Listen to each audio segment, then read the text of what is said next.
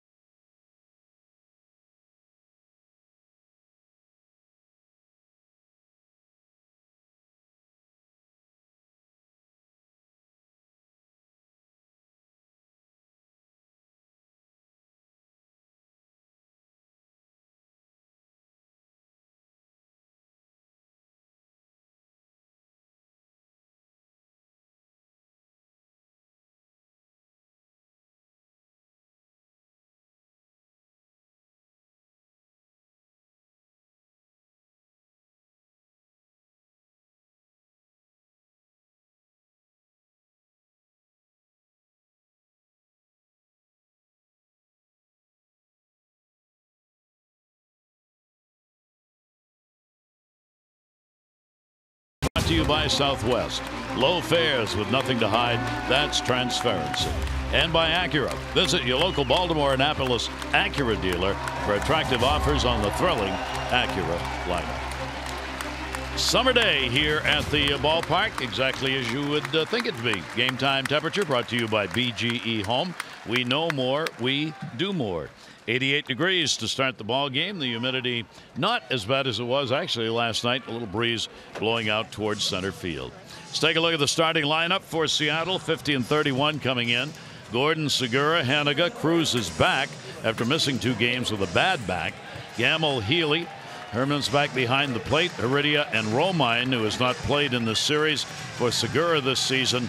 Big offensive attack. Look at the multi-hit games. And let's take a look at Jimmy Yacobonis' pitch arsenal. He's got the 2-seam fastball, his power pitch. A lot of arms and legs, so deception obviously going to come into play. Got the slider changeup and the occasional 4-seamer, but primarily, the fastball slider combination, pitching out of the bullpen throughout his whole career. Even in college, he was a bullpen piece, goes down to the minor leagues and learns how to start in the rotation. So the innings won't be up there for Yacobonis, and it's really going to just come down to the fastball command for Jimmy.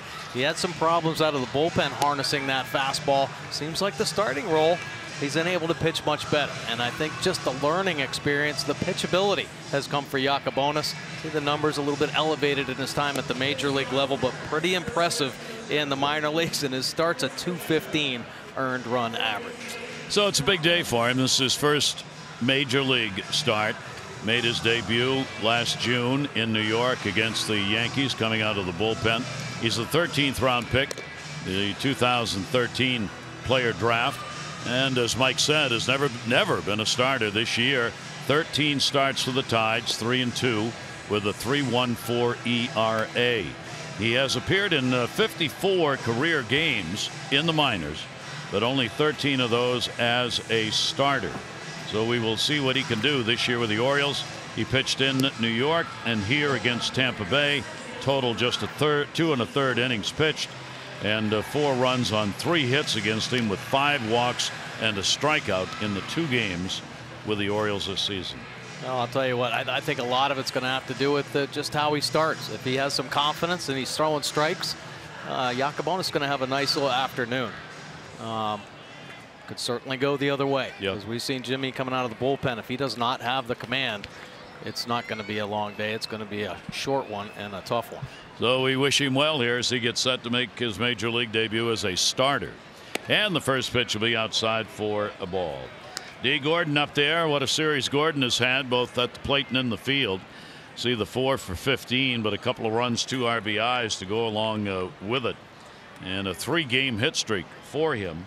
Seattle has won 3 in a row. Bunted down the third. Wilkerson is back with the Orioles, playing at third base. Came up, played in Atlanta, so he gets another start here. The Orioles today, Chance Sisco's behind the plate, recall from Norfolk today. Jeffrey Ramirez, the right-hander, is back. He was recalled today, and Donnie Hart was sent down today by the Orioles, as Wins was sent down yesterday, so Sisco had to come back. They only had 1 catcher. Jonathan Schoop starts it out with a real fine defensive play. Boy, oh boy, Jonathan Schoop has been flashing the leather here in this series. Pretty impressive play once again, going to the backhand side, but it's about the speed hustling down the line. So Schoop's got to be perfect right there. Nice little transfer. Take a look at the rest of the Oriole defense. Mancini, Rasmus, and Valencia roaming the outfield here at Camden. Machado joining Jonathan Schoop up the middle. Wilkerson getting the start at third base. Davis over at first after that big fly last night. And Sisco just recalled back behind the dish. That'll bring Segura up to the plate. Another one of these Seattle tough outs. 5 for 12 in the first 3 games. He'll take the slider in the outside corner.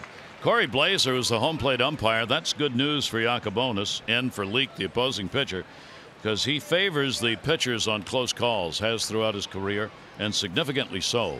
So if it's around there, a pitcher will probably get the benefit of the doubt. 0-1 delivery, and that'll be down the line in right field. Danny Valencia coming over. That'll fall in. Foul. Ooh, close. Almost had an extra base hit on that one. Boy. Oh, we saw Jonathan Schoop make the nice play here to start this ball game off. The Orioles defense has been tight here lately, especially here in this series. Flashing the leather. Mancini there. Jonathan Schoop. How about this play? Dive up the middle. This guy's 6'3", 250. He's bouncing up to his knees like Altuve out there. Incredible play for Jonathan Scope. Orioles defense, boy, that is a key and going to be a key to their future success. They have been flashed in the leather for sure. Speaking of Altuve, he's the only guy ahead of Segura in the batting average race in the American League. And Yacobonis will get a strikeout, so it takes care of Segura. 2 down. Let's take a look at the Nissan pitchcast right here. Yacobonis, my goodness, arms and legs going 95 miles an hour with some nice two-seam movement, bringing it back on the outside corner. Segura thinking about something else, but here comes the cheese. Gets the out, and there are 2 down, 2 quick ones, and that'll bring Haniger to the plate. Mitch Haniger, great series with a 6 for 13 that he's had. He's gotten on base, scored. Nelson Cruz on deck, back in the lineup after missing 2. So the middle of this order continues to be very tough for Haniger. Up among the leaders, he right now is second in RBIs in the league. JD Martinez has 64, Haniger's got 59, and Manny has 55. The top 3. 0-1 delivery, slider, a lot of movement on it, but way outside, and a 1-ball 1-strike count. Yeah, definitely got to show that you have another secondary pitch. Fastball's looking good with some great movement, but you got to get in the hitter's head that you may on occasion flip something else up there. Right-handers, 26 years old, 1-1 delivery, and it will be taken down low. Last year for Yacobonis, all of the appearances coming in relief with the Tides, pitching at AAA. Then the decision made in the offseason that this really what it was is his arm's strong enough and he throws hard enough that we need to try and make him a starter and see if we can develop some secondary pitches to go with the fastball. 2-1 delivery, that'll go to third base. It'll be scooped up by Wilkerson.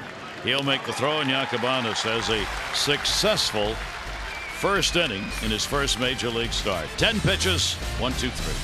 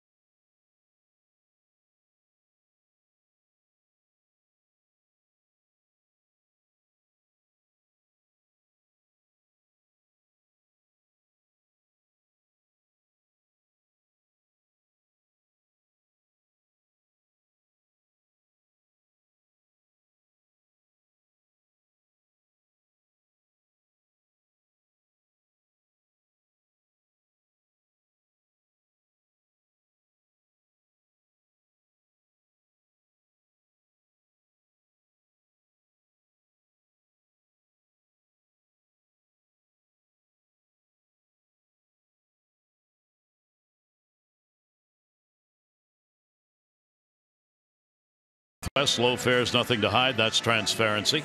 Mancini, Rasmus, and Machado, Trumbo, Davis, Valencia, Scope, Cisco, and Wilkerson. Last night, Utah Street 4, Chris Davis.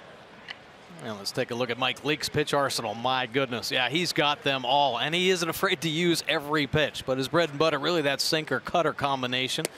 Yeah, Leake, a wily veteran, and you're going to watch somebody pitch right here. He'll always go back to that sinker because last season he had a 54% ground ball rate, 4th best in the game, and that's what he goes to if he ever gets in trouble. Mancini up the middle's got himself a base hit. So Trey doing what he does oftentimes in that leadoff spot, and that's get on. Oh, very nice. Another sinker right here, but Mancini gets it up. The only chance really you have against sinker ballers. You got to get them elevated, get that A swing on it hard to the middle. That is the key. Nice swing by Boom Boom. Rasmus has moved up into the number 2 spot in the lineup today. One, he brings the left-handed bat in. against the right-hander Leake. Secondly, he's 3 for 8 against Leake with 2 home runs. That'll move you up in the lineup. Delivery to him. That's going to be taken for a strike.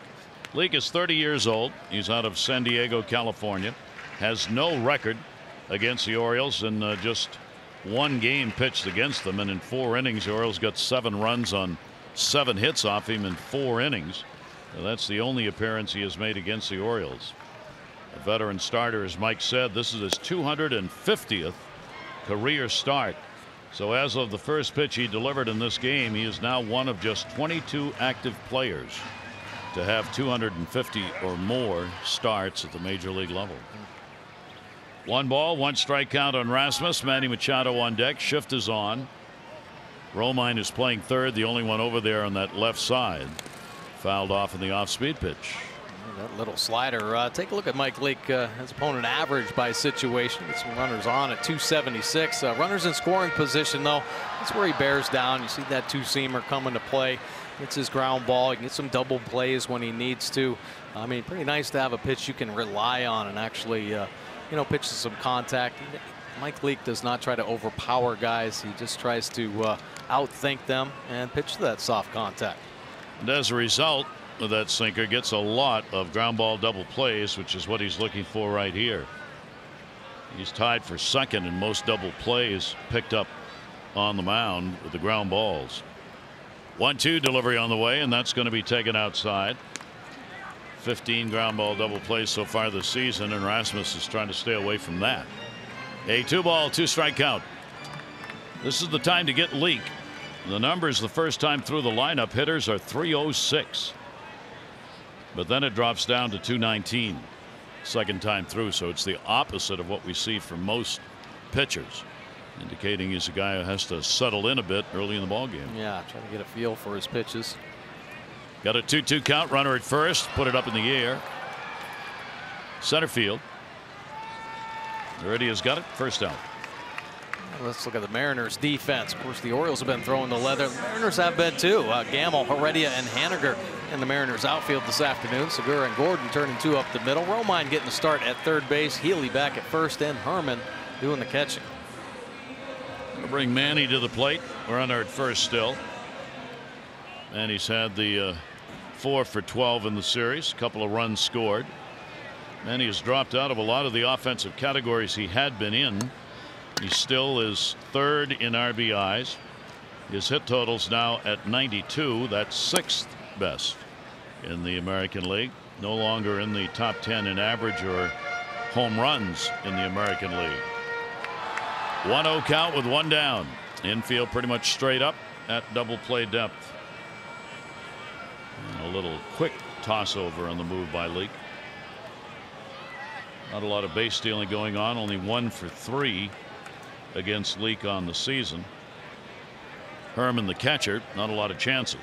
He has thrown out 1 of 1. 1-0 count. And he will take, look like a slider away. Yeah, Leake, you talk about a guy that can control the running game, field his position. I mean, he's an athletic pitcher, really good at varying his times. He's quick to the plate. You try to bunt on him, he's going to bounce off. And really total package. I mean, for not a big guy, I mean, he's had a lot of success in this league. He's their leader on the staff. Yeah, he's 8 and 4. Yeah. 2-0 count. Manny, a ground ball toward short. Segura. D. Gordon.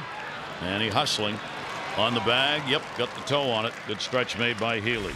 No runs on 1 hit, no errors, nobody left on base. Game 4 of the series. No score after 1.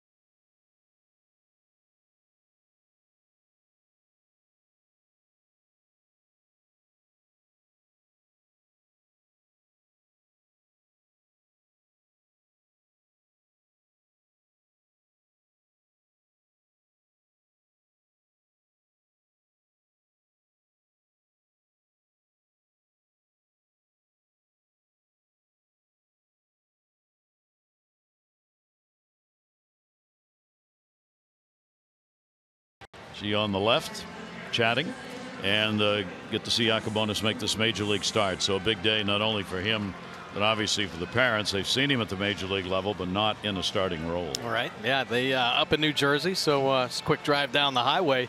And boy, oh boy, pretty impressive first inning for Yakubonis. And we're talking about maybe just get on a little roll, and Yakubonis can run through this lineup.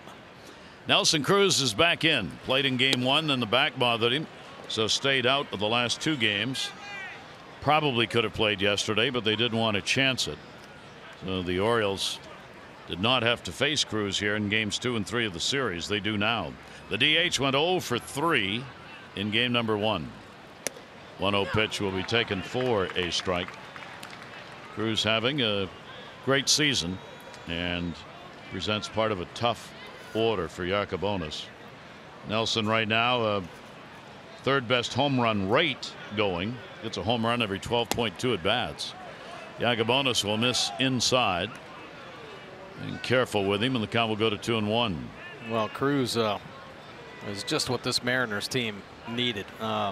Obviously, the great consistent power, but you need a huge consistent slugger in the middle of lineup. We've seen the team speed that they've created, bringing Gordon over here. That may be playable down the line. Tough play, and a catch made. Chris Davis kept floating back on that so that he could keep an eye on the ball with his back to the plate, because Danny Valencia was way over in the power alley and couldn't get there. Man, that was an impressive play. And of course, it's bright out. The ball's drifting, and Davis just kept going and going and going. Must have felt like he was running forever. How about that concentration? Never taking his eye off the ball, and then just at the end reaching out and coming down with a beauty. Nice catch. Good defensive play. Here's Ben Gamble. Gamble will take it for a strike. Left-handed hitter. Davis, second of 2 really good plays, both to the leadoff batter. Gordon out of there on a scope play in the 1st inning, and now Cruz out of there on a fine play by Davis to start the 2nd inning. Gamble's gone 2 for 7 in the series. Ben Gamble, another one of the speedsters on this ball club. 1 ball, 1 strike count. Gamble getting the start in left field in the ball game. And he's going to get a base hit. That one right on the barrel. So there's the first hit for Seattle. They're trying to win 4 in a row, and this is how it's gone so far. Yeah, let's take a look at the series recap. Of course, the Mariners with the 3 wins, but really the key down at the bottom. Late in the ball game, we talked about the Mariners having so much success 7th inning or later. And there you see the runs, 7 runs for the Mariners, 3, but it's the bullpen, the back ends, and the Mariners bullpen's just been that much better, shutting down the Oriole offense, and the Orioles unfortunately really haven't been able to contain the Mariners offense, and they've done it a few different ways. That first night it was with the walks, getting on base. They've stolen bases late in ball games, and of course we saw the big home run by Seager. Yep, they're having an amazing time of it late in games. Here is Ron Healy, their first baseman. 1 hit in the series. That was a home run, and good for picking up a couple of RBIs in it. Runner at first base, 1 up. Yakubonis delivers to him, and the pitch will be taken down low. The Mariners have had 4 game sweeps of the Orioles before, 2 of them. They swept the series at Safeco Field in June of 2000 and at Safeco Field in June and the beginning of July 2016. Both 4 game sweeps. The Orioles have been swept once this year in a 4 game series, and that was by Toronto earlier this month. Talk about turning on a pitch. Upstairs and foul by 1,000 miles. Came in hot, 93-mile-an-hour power sinker, and it just kept chasing him in there. That's really the only place he could hit it. So Healy turning on it. We have seen his power in this series. 2 ball, 1 strikeout. Gamble at first, being held by Davis. Cisco back behind the plate.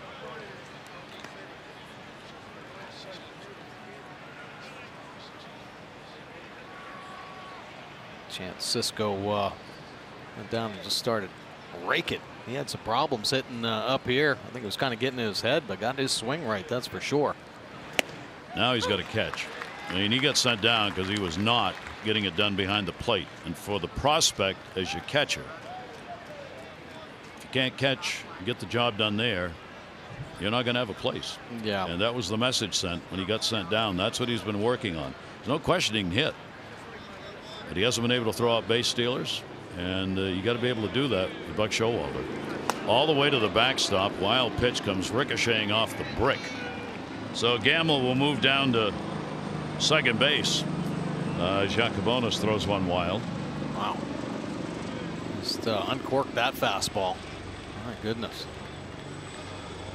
Jacobonis had some command problems coming out of the bullpen when he was with the Orioles, and at times he can lose that command. Make sure he can get right back on track here. In the minors here this year as a starter, 19 walks, 51 innings, and 39 strikeouts. It's kind of a yin and yang thing with those numbers. That'll be down the middle and foul back. So Healy trying to drive one will take the count full. 3 balls and 2 strikes. Jacobonis will be held to somewhere around 5 innings, 90 pitches. They're not going to overthrow him here in this game. He just hasn't had enough starts in the minors, Buck Showalter said, to take any chances on leaving him out there beyond the point where you start to get a little antsy. 3-2 delivery and a great pitch down and away. Strikeout number 2. A nice sweeping slider. Of course, that power fastball helps that.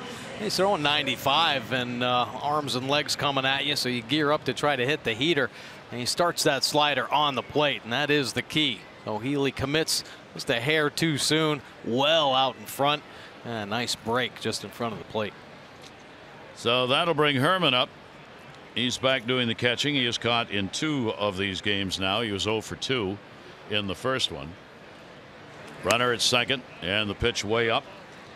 This is where Seattle has done fairly well here. They've picked up, what, 7 hits, 36 chances with runners in scoring, 26 chances with runners in scoring position here in the series. So they are 7 for 26 first 3 games. As a team, they rank in the American League up there in 6th place in that department. 2-0 count, 2 down. Scott Service's team trying to get him in, get a lead early. He would like nothing better than to see the Mariners have a chance to win a game in the 1 through 6 innings rather than waiting to the 8th. 2-0 delivery, good pitch. Jacobonis gets it in. Yeah, stress out the manager over there. My goodness, they've done it a lot this year as well, and to their credit, the best in the business at really holding on to those 1-run games. Yep, they're putting up phenomenal numbers. 25 and 11 in 1-run games. Breaking ball is going to miss inside. Herman with a good eye on that one will get ahead on the count here. 3 balls and 1 strike. Herman has had very limited playing time with the big club so far this season, doing the job as the backup catcher. Only his 5th game, and the 3 total bases he's picked up all have been singles. 3-1 count here. At second base, Gamble with good speed and a good lead. Shift is on, and had him way out in front at 86. Wow, a changeup right there from Jacobonis. A beautiful pitch, and that's a big league pitch. 3-1 count, pulling the string. That changeup's a 2-seam changeup, playing it off his 2-seam fastball. So out of the hand, the hitter sees the same type of swing, so he's pulling the trigger on 95. That was only 86. Nice pitch. That is what Jacobonis has been working on, those secondary pitches to go with the fastball. And he gets him on a pitch tailing away. So Jacobonis has got 3 strikeouts, including back-to-back ones here in the 2nd inning. No runs on a hit with a base runner left on at second. Trumbo coming up when we come back.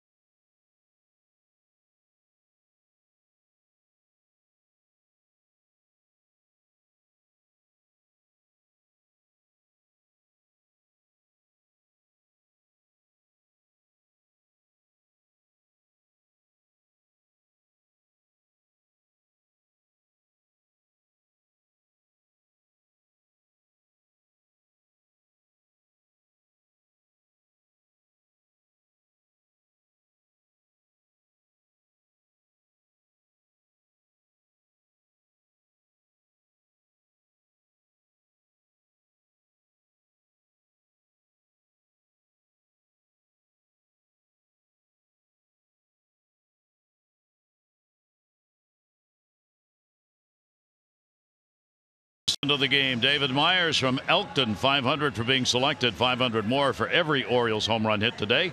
Play Home Run Rich's scratch offs went up to 50,000. Or enter non-winning tickets for a chance to be the contestant of the game. Go to mdlottery.com/home run. David, good luck. And you may have the guy at the plate you'd like to see hit in all 9 times in the lineup for home runs. I'll tell you what, the Orioles starting to pop the ball a little bit. 11 straight games now with the long ball. Mike Trumbo's up there. Trumbo will take the pitch away for a ball. 11-game hit streak for Mark. 12 RBIs in the 11 games.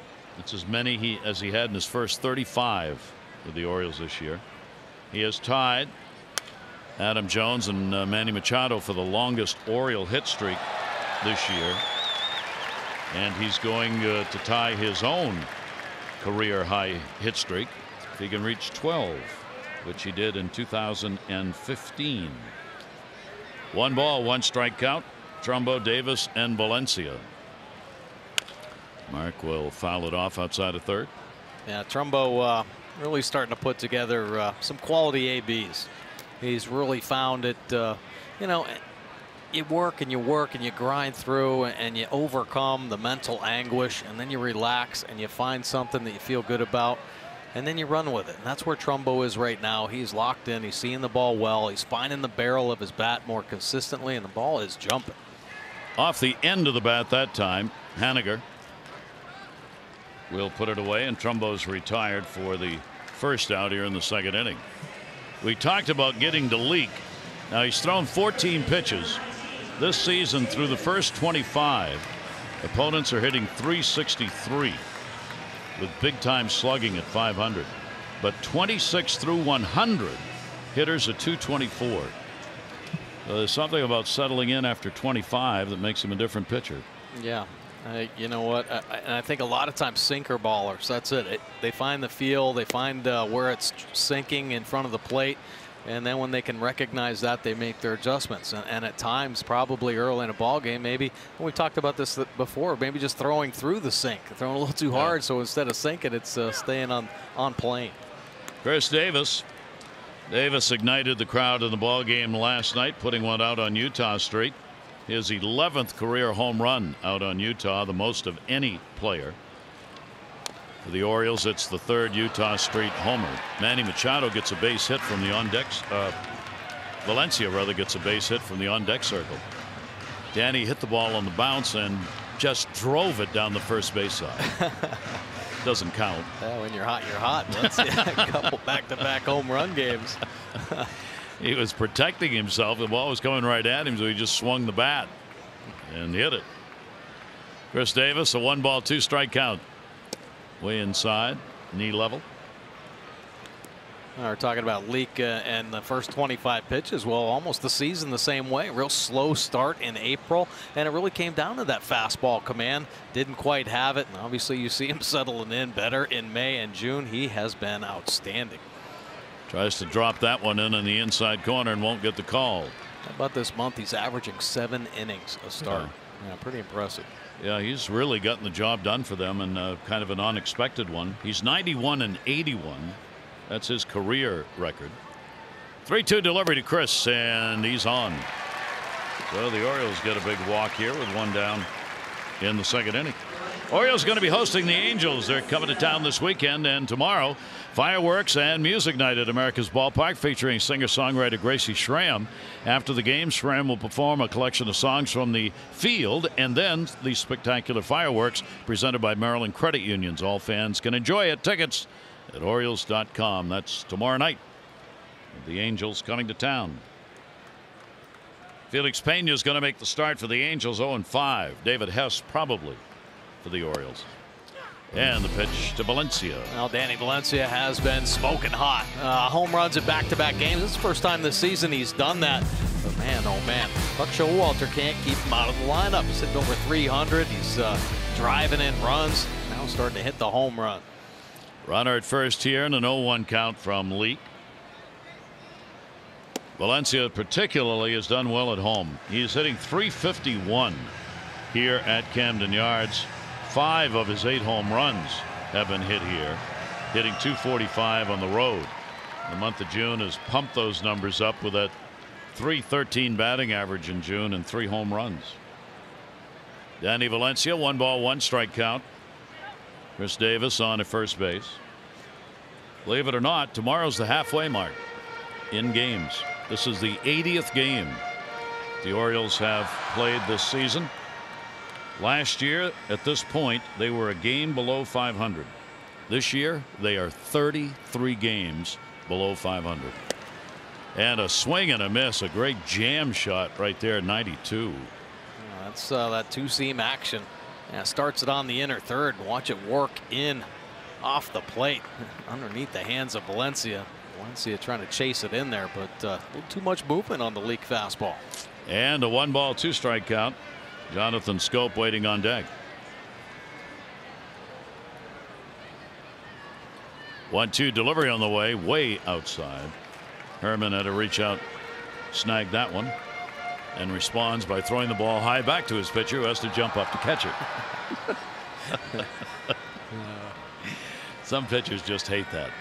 They want that ball thrown right to the glove, usually around the chest high. Oh boy! On every return. I love that communication that the catchers and pitchers have sometimes. Yeah. And sometimes a catcher will fire it back at the pitcher if he's upset at him. 2 ball, 2 strike count. Down to third base, hard hop, Romine, 1, and relay not in time.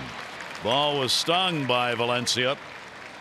Was able to be knocked down by Romine as it was right at him, and they get the out at second. Yeah, Danny seems to be hitting everything hard. Romine, that ball just attacks him. No way to get an angle on it at all. He just takes it on the body and handles it well. Take a look right here. Okay, it's coming right at him. Knocks it down, and the bare hand pickup. That is a key for the infielder. He tries to get it with his glove. Very rarely do you catch it clean. A smart play right there by the veteran infielder. So 2 down, and Jonathan Schoop. Jonathan, a couple of hits, including a home run, couple RBIs in the series. And Leak will get the pitch in there for a strike. 2 for 13 here against Seattle. Jonathan with those numbers, now a career .216 hitter against Seattle. They have held Jonathan's average down in the games he's played against this ball club. Leak with the 0-1. That's the pitch every pitcher is using against Jonathan. Yeah, well, that's pretty nasty right there. 91-mile-an-hour two-seamer on the outside corner. I mean, if a pitcher can bottle that and locate it every time, they're just going to have incredible success. A nice little group of the first 2 pitches, and he can do a lot of different things now. Work that little cutter off the two-seamer, and brush Jonathan back. A lot of different ways to attack. 0-2 delivery on the way. Chopper. Leak makes the play. And the Orioles are retired. No runs, no hits, no errors. 1 left on base. 3rd inning of a scoreless ball game.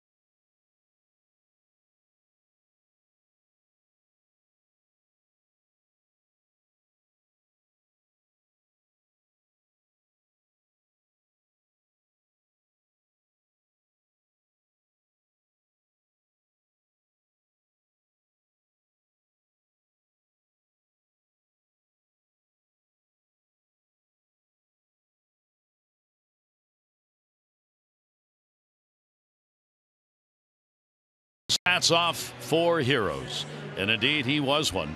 along with being one of the greatest left-handed pitchers ever.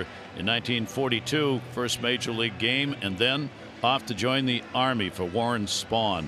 Big battles, including the Battle of the Bulge and others in the European theater. A Purple Heart recipient. Great left-hander Warren Spahn, one of many who came out of baseball to serve in World War II. And the pitch is taken for a strike. Heredia, Romine, and then the top of the order, Gordon, will be due up. Heredia, a couple of hits in 11 at bats in this series. 0-1 delivered. On the season at AAA for Yakubonis, the left-handers hit .240. The right-handers only .160 against him. And first pitch strikes mattered. When he got ahead, it was .179. When he got behind, it was .269. Typical. Davis not going to get that one. Base hit the other way. So Heredia gets a leadoff single here in the third inning. A nice little stroke right there, staying inside the baseball. Slapping him by Davis. Nice little diving effort by the Crusher, but can't come down with it. Coming off a little too hot right there. One of the things Yakubonis has had to work on is the fact he came out of the bullpen for his entire career before this year. He always worked out of the stretch. So now what do? Yeah. You're going to use a windup. You're going to stay in the stretch. Right. I mean, it's finding whatever felt comfortable for the longer period of time. Throw over. Davis has to get down to get that one. Romine at the plate. Romine's got a 4-game hit streak, even though he's not playing a whole lot right now. Romine is their Mr. MVP, most versatile player. First base, second base, third base, shortstop, left field, and center. He's already played all of those this year. He's bunting, and a beauty. Going to take the perfect throw. Gets it there. Wilkerson, nice play, and a sacrifice for Romine. A beautiful play right there by Wilkerson. He, too, much like Romine, can play so many different positions. Right there, nice awareness on the bunt. Nice smooth transfer and throwing a strike to Chris Davis. And how about Yakubonis recognizing the fielding by Wilkerson? He goes over and covers third base. Nice job by both young players. Kind of stuff Buck Showalter and coaches keep an eye on. Right. But of course, getting the runner in the scoring position. Romine execute his job very well. So now the top of the order, Gordon, with Heredia on at second, and one away. Gordon, big cut. Gordon has hit just .232 with runners in scoring position this season for Seattle. One of their lower averages among their regulars in that department. Wouldn't know it by the way he's played against the Orioles. Though. Yeah, and you always have to be aware of the bunt. I mean, man. And there it is. He had Wilkerson moving in at third base, and he means it. If he has a chance to lay it down, he will. We have seen him drag a bunt here in this series beautifully down that first base side. Yeah, absolutely. And I would think that would be where he's targeting, getting a foot race with the pitcher. That's all he's got to do. He is third in singles and first in infield hits in the American League this season. Goes after one way upstairs. Yakubonis changing the eye level on that one. Yeah, boy, how about the life on the Yakubonis fastball? It is moving all over the place right now and up in the zone. Man, does it just take off, flying up and away. And Gordon, no chance of getting on top of that one. D. Gordon has a 6-game hit streak going against the Orioles. He's 8 for 30 during the streak. 1-2 delivery, and then came back in and got him. Great setup on Gordon for strikeout number 4. Man, some very nice pitches right there. Nice sweeping slider as well. Take a look at the Nissan pitch cast. It just cuts right across the whole plate, giving Gordon a good look. He thinks he can hit it until the bitter end when it finishes up down by his ankles. Nice pitch. So a big strikeout for the second out of the inning. Now Segura. Segura was a strikeout victim his first time up. Segura in the air behind second. Manny. He'll drift over and put it away. Good inning. Leadoff single, but only took 9 to retire the 3 to get out of the inning and leave that runner at second.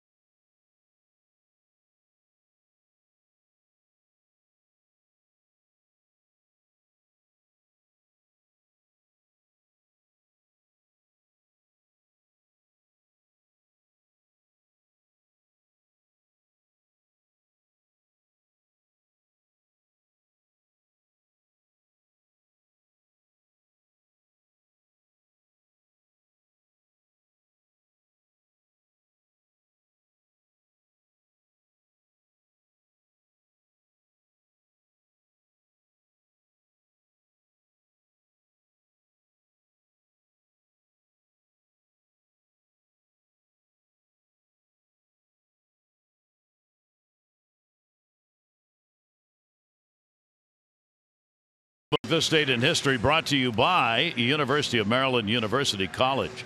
In '89, in an area known as Camden Yards, yes, right here, they started razzing the structures. 85-acre parcel that is now the home, of course, to Oriole Park here at Camden Yards.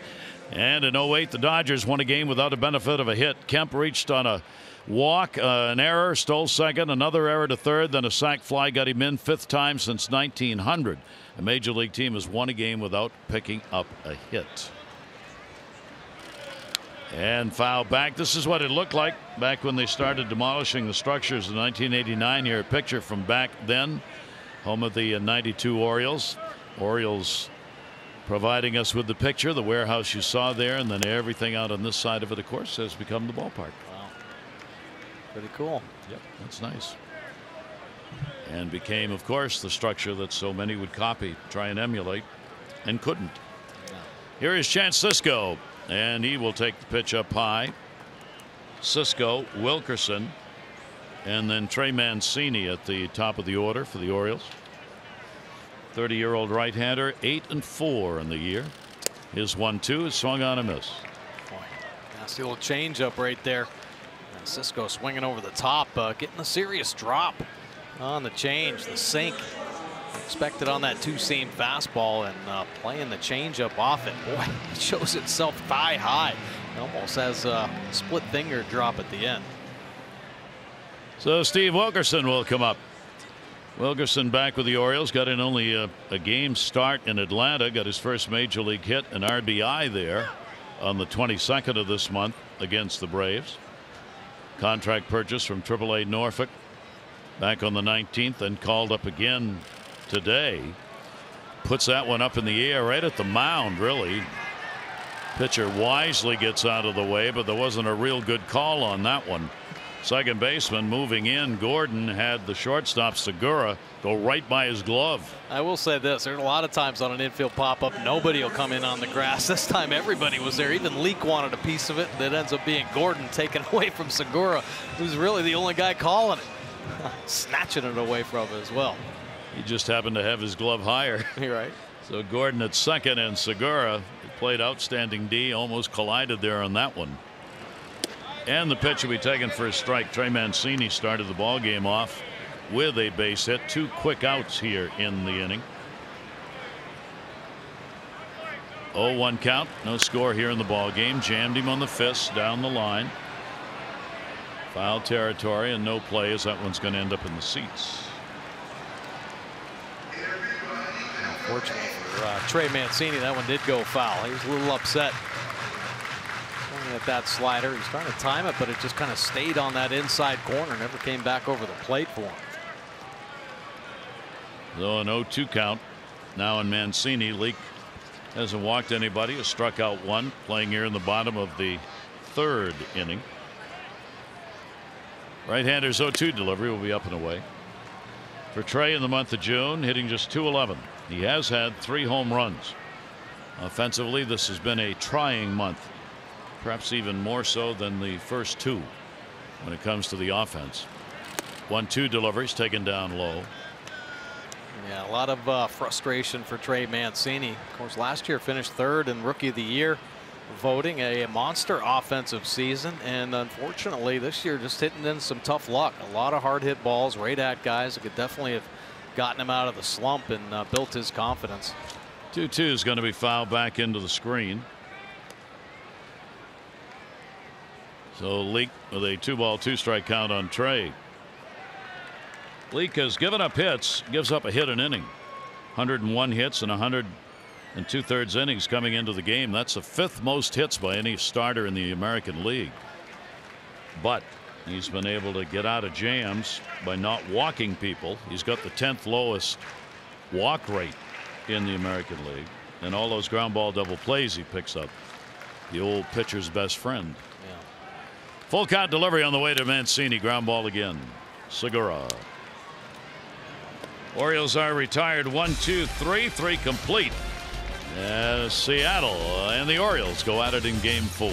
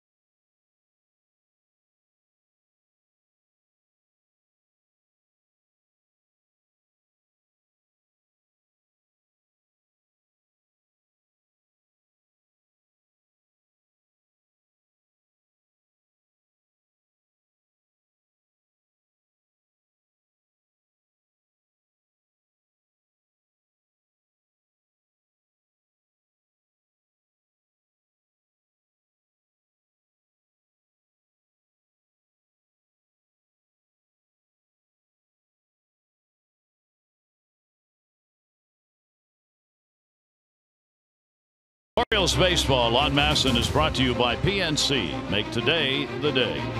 And by Security Plus Federal Credit Union.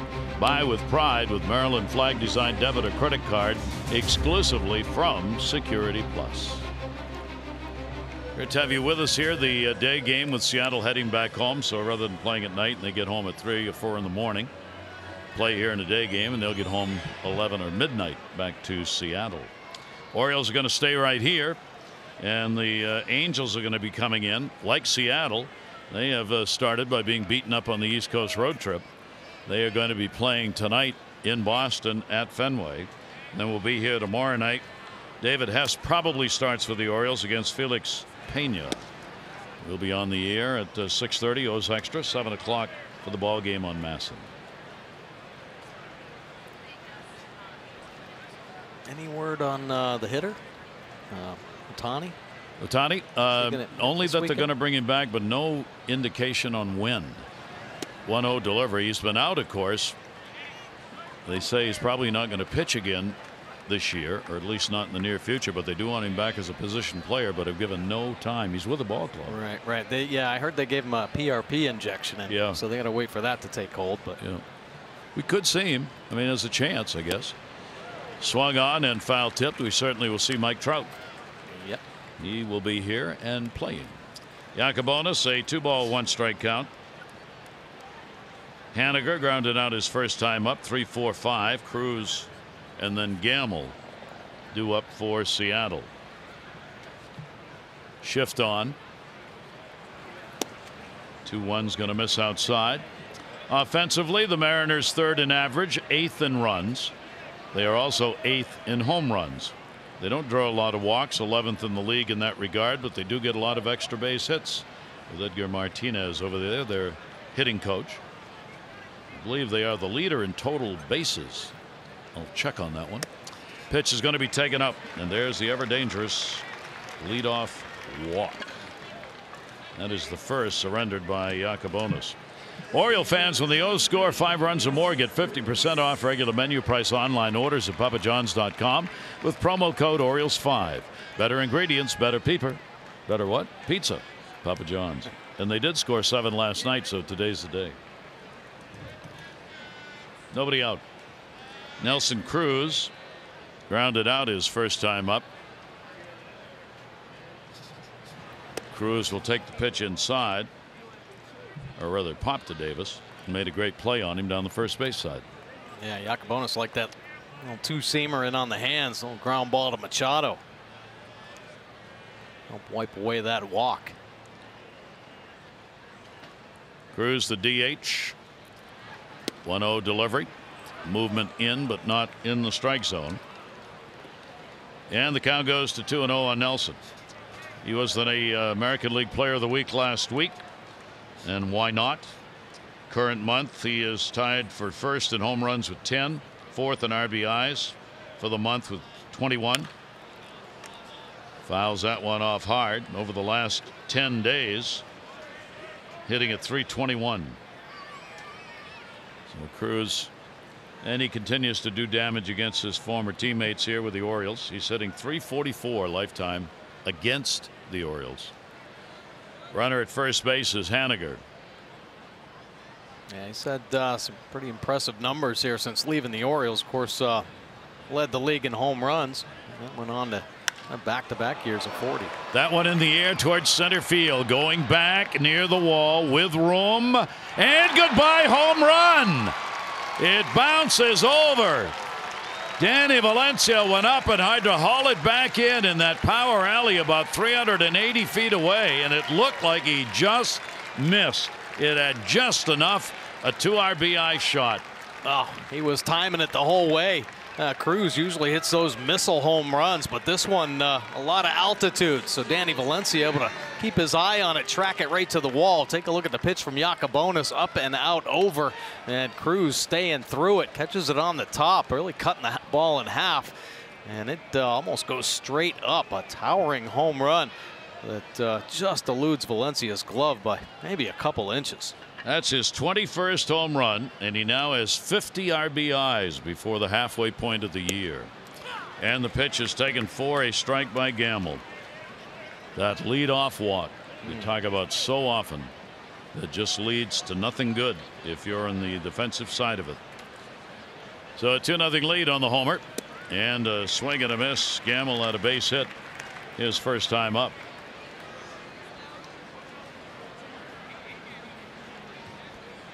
The 2 runs on 3 hits for Seattle. The Orioles no runs. 1 hit, the leadoff single by Trey Mancini in the first inning. And that pitch is going to miss, a little bit down low. Yacabonis gave up 4 home runs in the 13 starts, 51 innings with AAA Norfolk. 1 ball, 2 strike pitch on the way, and that one's lashed down the line, and that is a fair ball. Hit right along the chalk. Chased down Valencia to run it around the wall, or it ran him. He gets it back in, and Gamble's got a double in the first 3 on here in the 4th inning. Oh boy, you know, sometimes second or third time through a lineup, you got to make some adjustments, and here getting a little too tricky. A little slider, and Gamble waiting on it, smoking it down that right field line, just inches fair. But boy, they're getting the Yacabonis right now. Walk, home run, double to start this inning off.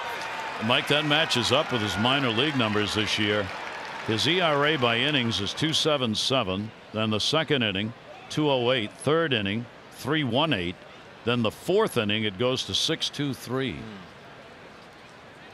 And this is the 4th inning. And the pitch taken for a strike. So Healy up, strikeout victim his first time up. 2 runs in. Gamble is on. And Healy gets an RBI opportunity. Still nobody out. His job now, get that runner over to third. If not in, he will pop that one back and out of play.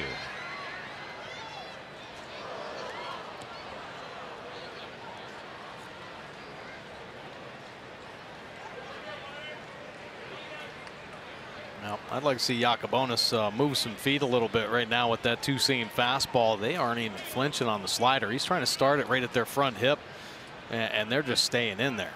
And they're not worried at all. So why not move him back a little bit? Take the belt off on with a couple 2-seamers. That's a good pitch down and away. Going after it, strikeout number 5. Now, much better slider right there. He's had success starting it on the plate and letting it work off. So showing it as a strike, and comes up with a big one. Nice finishing pitch there. So the runner remains at second base. The 5 strikeouts equals the high this year that he had at AAA. He struck out 5 in 2 separate ball games, and now he's got 5 in his first major league start. And the pitch will be away. Well, just his delivery alone is enough to make you feel uncomfortable, and with you back it up with a 95-mile-an-hour moving fastball, I think you're going to get the strikeouts at any level, but they still got to be some quality strikes. And you saw what happened with the mistake pitch to Cruz, right? You're just not going to get away with too many mistakes. And once a big league hitter gets by that violent delivery, you know, then they can slow the game down for themselves. Strikeout victim, Herman. Runner at second, 2-0. He tags it, curving into that corner, and it is a foul ball. Oh, the left-hander just missed the extra base hit down into that tough right field corner of the Orioles.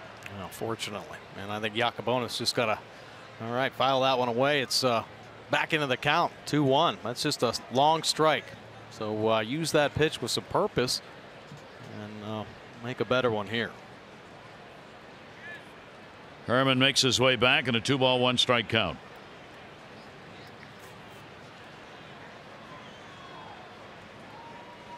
Holding the runner a little bit at second base, not getting him free. That's over the bag.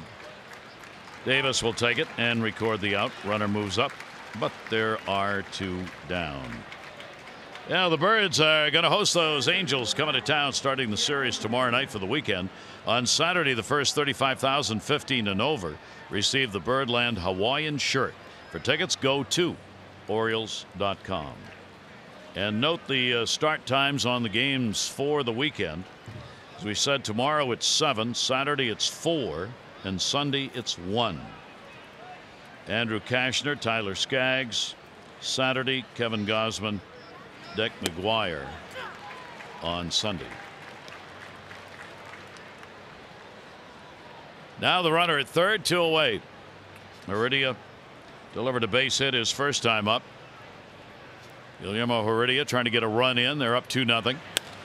Just a little push shot to right field, not deep, scope back. He wants it, and Jonathan will put it away. So they do pick up a couple on the home run hit by none other than Nelson Cruz. 2-zip.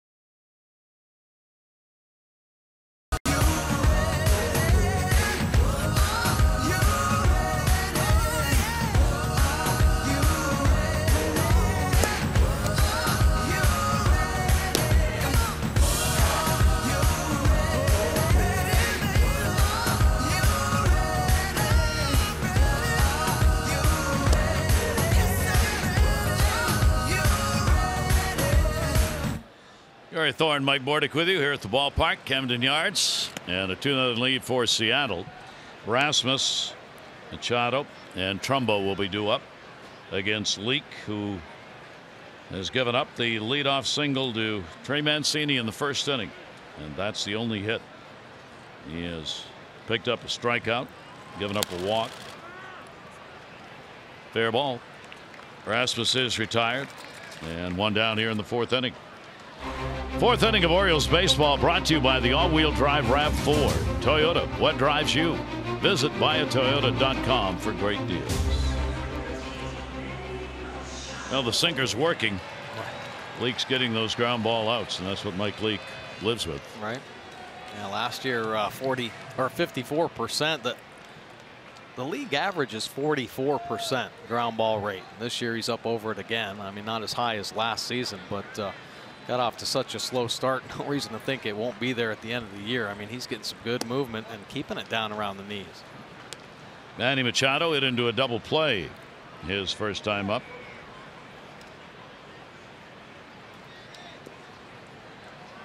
Mariners with the 8-7 win, their 25th one-run win last night, set a major league record in a club's first 81 games. No team had won that many one-run ball games. That one is deep to left field, and that baby's out of here. Goodbye, home run. Manny Machado got all of it, and the Orioles are on the board. It is a 2-1 ball game. Wow, that ball got out of here in a hurry. My goodness, Manny. I'd like to see that. 103 miles an hour, 104 off the bat, 401. Line drive shot for Machado, and boy, you can't really get anything by him, especially if it stays on the dish. A little breaking ball he was waiting for. 20th home run of the season. 56 RBIs for Manny, third in RBIs. And the Orioles use the long ball. 14 have been surrendered by Leake on the year. And that'll be fouled back by Trumbo. Let's take a look at Manny's swing. A slider that stays in the middle of the plate, and that is an A swing. I'm telling you, he's always ready to hit the fastball, gets himself in a great position to handle any pitch. And no leak forward at all, just waiting on the breaking ball and hammered. 6 career home runs for Manny against Seattle, and that'll be the first one he has hit off Mike Leake. So the Orioles using the long ball to get on the board, as has happened so often this year. It is a solo shot. Pitch is going to be taken inside. One down, bases empty. Trumbo flied out to right field, his first time up. And for David Myers, our Maryland Lottery contestant, that's worth $500 on the Machado home run. 1-1 delivery on the way, off the end and foul. All right, left a couple pitches here on the plate. And Trumbo's had a couple A swings. Of course, Machado's big home run, but here up until this point, he's just been working the edges. And really, that is his game, just to get hitters start working more and more outside, reaching for that sinker and the cutter. But see a couple dangerous pitches there to Trumbo. 1-2, bright sun showing through, and a swing and a miss. Well, but makes the quality one when he needs it. Good finishing slider there. And take a look at the tilt right at the end. This dive bombing, staying on the plate until Trumbo decides to swing at it. Couple of strikeouts for Leake in the ball game. 62 strikeouts in 104 innings. Not a big strikeout number for him. Chris Davis up. He drew a walk, the only walk that Leake has surrendered. Davis will go in the air left field. That ball's deep, way back. And goodbye home run. They have tied the ball game up. 2 home runs in the inning, and Chris Davis goes the other way. A 3-run shot in the ball game last night, and a solo home run in the 4th inning here. Oh boy, is the crusher heating up? I think so. Boy, hooked one down that right field line last night. A little breaking ball in on the hands, and he destroyed it out onto Utah Street. But this home run, his 7th home run, boy, that's a swing to tell you, Davis might be coming back, driving it the other way. Beautiful swing by the crusher. And the Orioles get back into it. A 2-2 tie using the long ball. Leake has not given up more than 2 home runs in a ball game in his starts. He's given up 2 here. And the pitch for a strike. Now let's take a look at this swing. Oh my, the little 2-seamer, and he stays on it. He's not going to roll over this one. He's going to drive through it, and he does. Hammered right there into the seats. A happy fan as well. The souvenir for that youngster. Pitch is taken inside. Just jumping up and down, showing everybody he's got the ball. We'll never forget it. That's awesome. We'll have video of it as well. Yes. Now that's a day at the yard. 1 ball, 1 strike count. Danny Valencia. He wanted to join the crowd here, and way out in front of the 80-mile-an-hour changeup. Right. He was already looking to see where it was going to land, and just pulled the head a little bit, and the slider exposes him as it ends up on that outside corner. Fielder's choice his first time up. 1-2 delivery on the way to him, and Danny got one that came inside on him. So Leake has 3 strikeouts, but the Orioles have a couple of home runs. Manny Machado with 1 away, hit number 20, a rocket. And then Chris Davis, he goes the other way. He will get number 7. Machado, Davis, solo shots, ball game tied 2-2.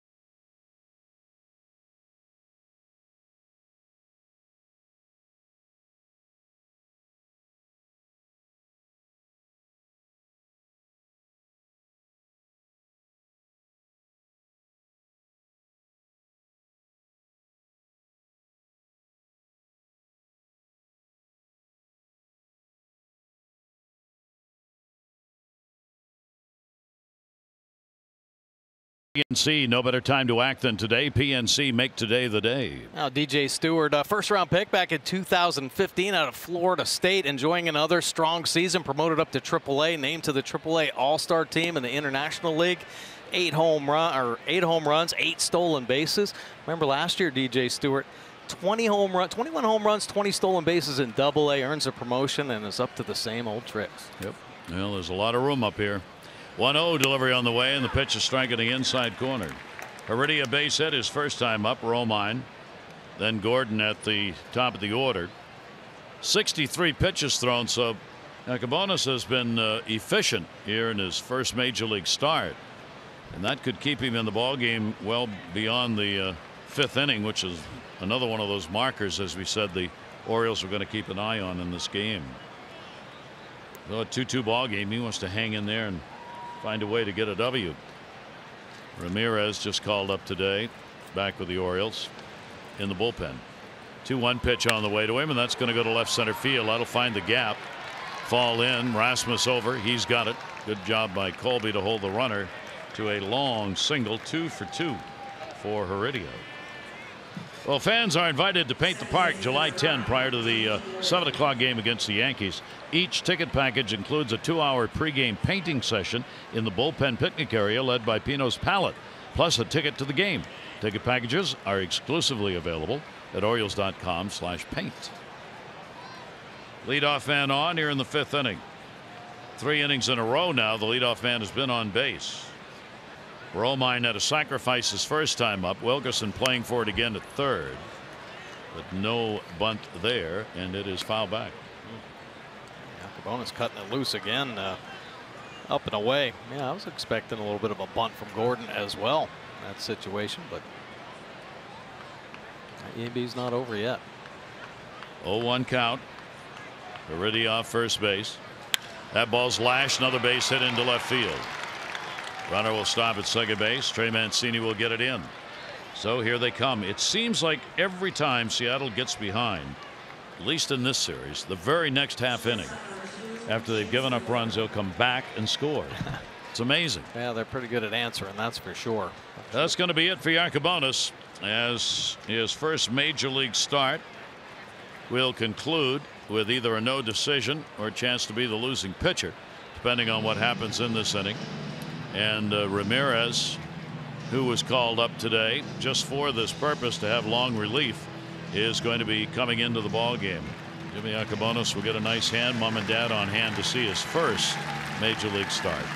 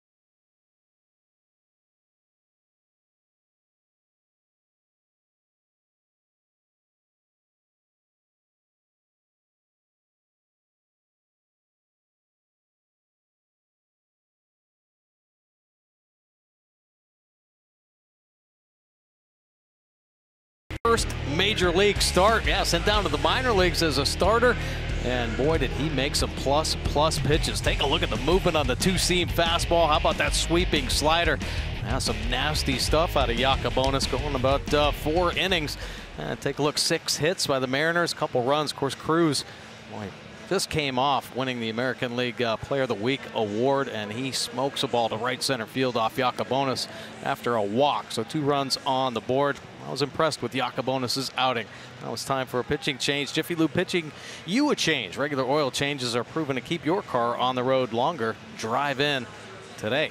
Now Jeffrey Ramirez, he's just called up as well and immediately into the ball game. 6-2-3 in his brief stint with the Orioles earlier in the year. 6 punch-outs though, so good live arm. Opponent setting 235.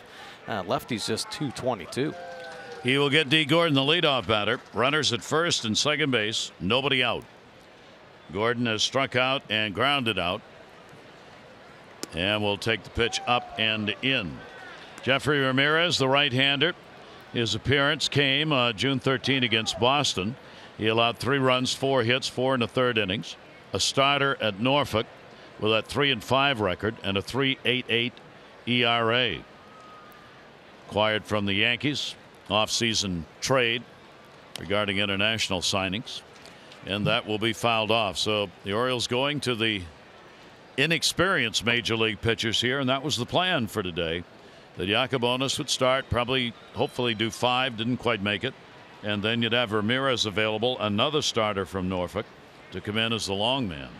Well, I know they're working on Yakubonis as a starter, and who knows, maybe he'll work up to, you know, 8 or 9 innings, be a complete game pitcher at one point. But there is so much value nowadays on those bridge guys, the guys that have that versatility, that can eat you up an inning, but also stay in there and eat up 4 or 5 innings at a time. So Yakubonis' value just jumped, skyrocketed, even if he's not a starting pitcher in a rotation. The versatility out of the bullpen is so important. Gordon, 1-2 count. Mariners are already 0 for 7 with runners in scoring position. They've left 3. 1-2 delivery on the way, and that'll be a little number. That's a fair ball. That's going to be a tough play. Running into the line. Good play to get him. The runners will move up. It acts as a bunt by Gordon, but there's no sacrifice there. He was trying to beat it out for a base hit, and he stayed on that infield grass as long as he could to make the throw difficult. Wow, what a play here by the pitcher, Jeffrey. Yeah, take a look at Segura running all over the grass, trying to get in his way. A lot of times pitchers, catchers, they're taught to just stick it in his back if he's running like that. But Ramirez makes a beautiful play right there. I mean, the game is really speeding up. Things closing in on you, and he slows it down and throws Davis a strike. With a tough little lane. Good play. So now 2 are in scoring position and only 1 away. And a check swing, and it came off the bat. A foul ball. So that will be a strike. So a real good chance here for Seattle to get those runs back. Mitch Haniger.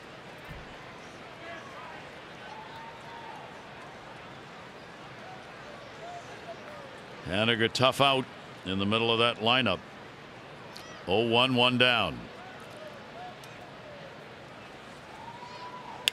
Down to third base. Runner's going to stay. Made a move back to the bag. Wilkerson got the runner back, then gets the out. A big out right there.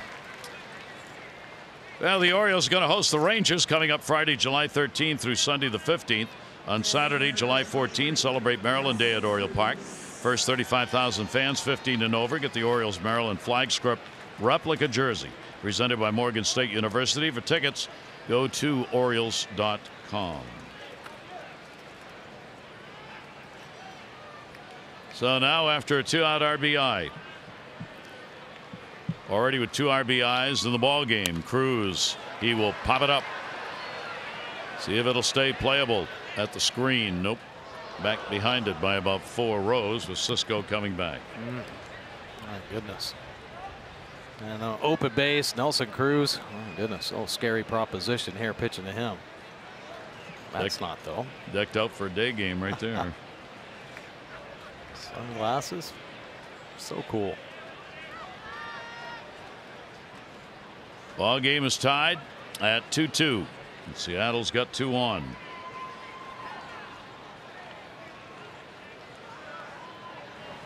And Cruz on a great pitch down and in from Ramirez. Can't catch it. 0-2. Nice movement. Nice movement on the plate. Take a look at this action here. Two-seam action, dive bombing down and in. And Cruz just clearing that front side. He was looking to hit that one in the upper deck.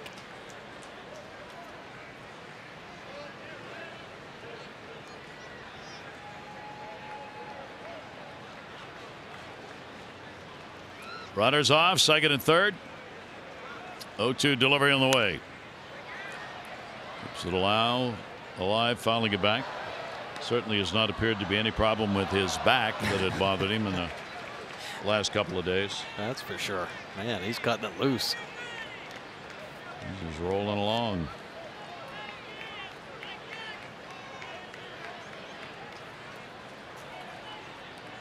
Oh, to the count. It'll stay that way. Cruz getting a little bit ahead of that, fouling it off.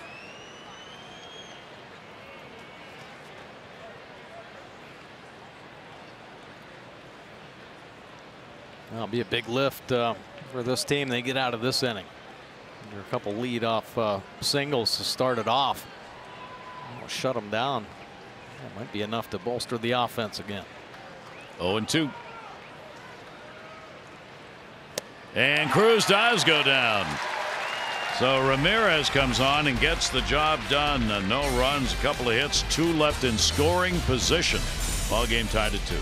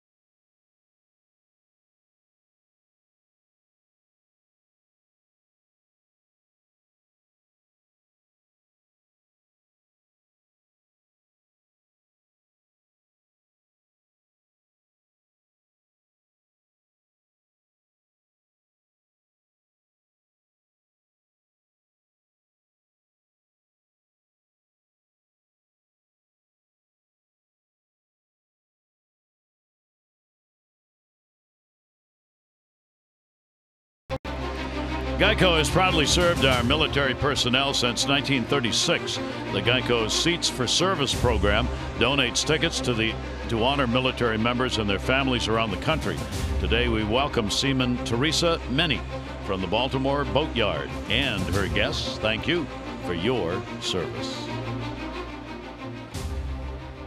We'd be remiss if we recognize and know there's been a shooting at the Capital Gazette in Annapolis, the newspaper. So we are aware of that going on, and obviously our thoughts with the families, employees involved in that. Details still breaking on that story. And it makes the ball game. Yeah. Who cares? Less important for sure. Mike Leake on the mound. 1-1 delivery on the way and a swing and a miss. Jonathan Scope grounded out his first time up. Cisco and then Wilkerson. Numbers for Leake so far: 1 walk, 3 strikeouts. Trying to get him to chase on another one of those away and wouldn't do it. So the Orioles have battled back. They've been the comeback kids here so far in this ball game with a long way to go. Haniger had the 2-run homer in the 4th inning, put Seattle up. Orioles get 2 home runs and tie it up. Ball was caught, so no play needs to be made. Scope strikes out. Boy, just kept going to that slider and kept pushing it away. And Jonathan Scope just not seeing the ball very well right now. Wildly swinging as this pitch breaks off a good 1.5 feet off the outside corner. Catcher Herman making a beautiful backhanded play right there, getting fully extended. Take it in the web. That'll bring Cisco up to the plate. Breaking ball down and in. Cisco a strikeout victim as well. 4 strikeouts now for Leake, 2 in a row. You got Valencia and a K to end that last inning after the home runs by Manny Machado and Chris Davis. And he will get ahead here. Orioles trying to break the streak of bad luck here at home. Get some wins here in this ballpark as the Orioles have now dropped to 11-26 for their home record. Actually one more game on the road than they have at home this year. And the fastball is going to be up high, a ball and 2 strikes. Yeah, pretty crazy how they haven't been able to put the numbers up, but some good signs. Obviously Chris Davis getting back on the home run board, back-to-back days now. Valencia back-to-back days with homers. That'll be a base hit the other way. And there's laying the bat on the ball. Behind in the count, gets a single for the Orioles with 1 away. Well, join fellow students, alumni, and supporters for University Nights at Oriole Park. Fans purchasing a University Night ticket package will receive a unique Orioles cap featuring the participating school's colors and logo. Caps are limited, so be sure to reserve your seats now. Orioles.com/university today. Does it sound funny if I said one of my kids went to 3 of those schools? No. Well, spreading the educational quality around. Right. I want to try this one, Dad. Oh, all right, good. To buy 3 hats. Yeah, oh yeah. Oh, yeah. Goucher, UMBC, and Towson. And they're all quality schools. Trust me. 0-1 count with 1 down. Wilkerson popped out his first time up. And the pitch leans him back. And Leake goes to 1-1. I'd like to see Wilkerson ambush one right here. Wilkerson playing some solid defense in his time up here in the big leagues. We had one highlight fill play down against the Nats, so I'm sure we're going to see all season long. 1. No return throw made. So a fielder's choice as they get the runner Cisco at second base. Listen up, Birdland. Dunkin' Donuts has the perfect way to celebrate O's game day. Dunkin' Donuts Perks members receive medium hot or iced coffee for 99 cents. Orioles home game days June through August. Your local Dunkin' Donuts is only a short stop away. 2 down. Healy with a nice play at first. Get the out down at second base. Trey Mancini base hit, and he is grounded out. Wilkerson gets back to the bag.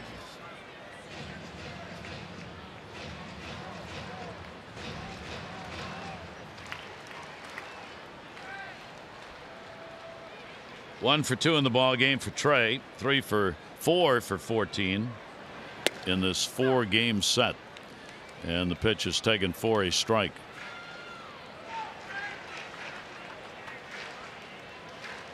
Orioles trying to get to that magic mark of 4 runs we talk about so often. They are 7-41 when they score 3 or fewer. And that's the way it is around baseball. 0-1 count. And a strike in the outside corner. Had movement. He thought it was outside a bit. And the count will go to 0-2. Now, the problem is, though, that most teams don't have 50 games where they've scored 3 runs or less. Yes, and that's really the key to that's the problem. Orioles. Last night, of course, they got the runs and still couldn't win it. Seattle won at 8-7. Slugfest. 15 runs combined and 27 hits. 14 Seattle, 13 for the Orioles. He reaches to protect since that was a strike on the pitch before and fouls it off 0-2. Boy, that slider's a tough pitch right now.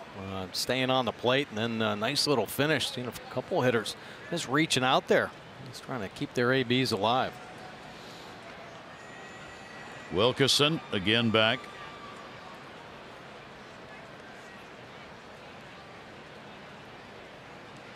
Two down. Certainly unlikely Wilkerson would be running. 0-2 delivery on the way, and that'll be up. So League takes it to a 1-ball, 2-strike count. Well, you'd like to see, obviously, Trey Mancini hit a 2-run home run right now, but these are the type of situations where, okay, you send Wilkerson. If he's safe, you get him in scoring position, and if he's out, you got Trey Mancini leading off, and Trey is so good leading off innings. He'll take it away.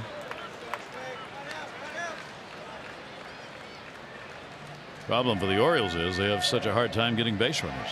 You get them on there, you hate to make the outs on the base paths. That's for sure. 2 balls, 2 strikes. Little breeze blowing out to left, as it has been throughout the ball game. Enough to help carry a ball a bit if you can get it up in the air that way. Timeout asked for by Herman, the catcher. So Mancini will step out with a 2-2 count.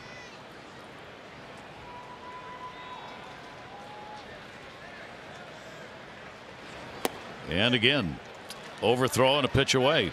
So he works to count to 3 balls and 2 strikes. Now Healy will take a look at the bench, the first baseman, see where they want him. With a tie game, they're not going to move him behind the runner because they do not want to give Wilkerson an extra step on the jump.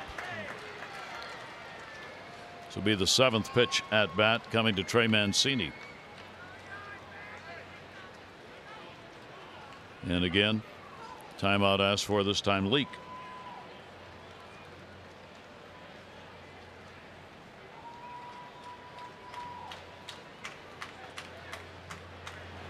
With the runner going, ball put up in the air, right center. Henniger trying to find it in right. Will give way. Heredia moving over from center, and the Orioles will leave a base runner on. 2-2.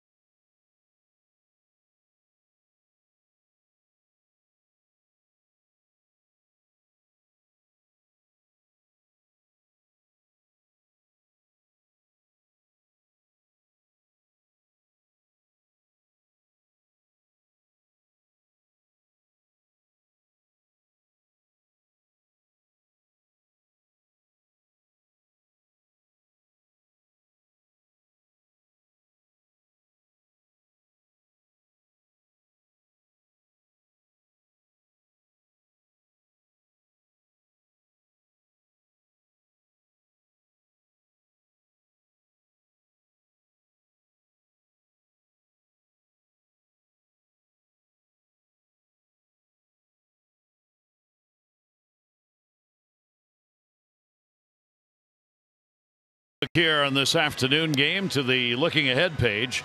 Rumors continue to fly. This one seemingly supported. Shortstop Corey Seager done, of course, Tommy John surgery. The Dodgers have had good plays from the 2 guys working there, but they now emerge as the unequivocal favorite to acquire Manny Machado from the Orioles. Several big league executives and scouts told that to Bob Nightingale, USA Today Sports. That reported on the Score. And the Red Sox have signed Brandon Phillips, second baseman.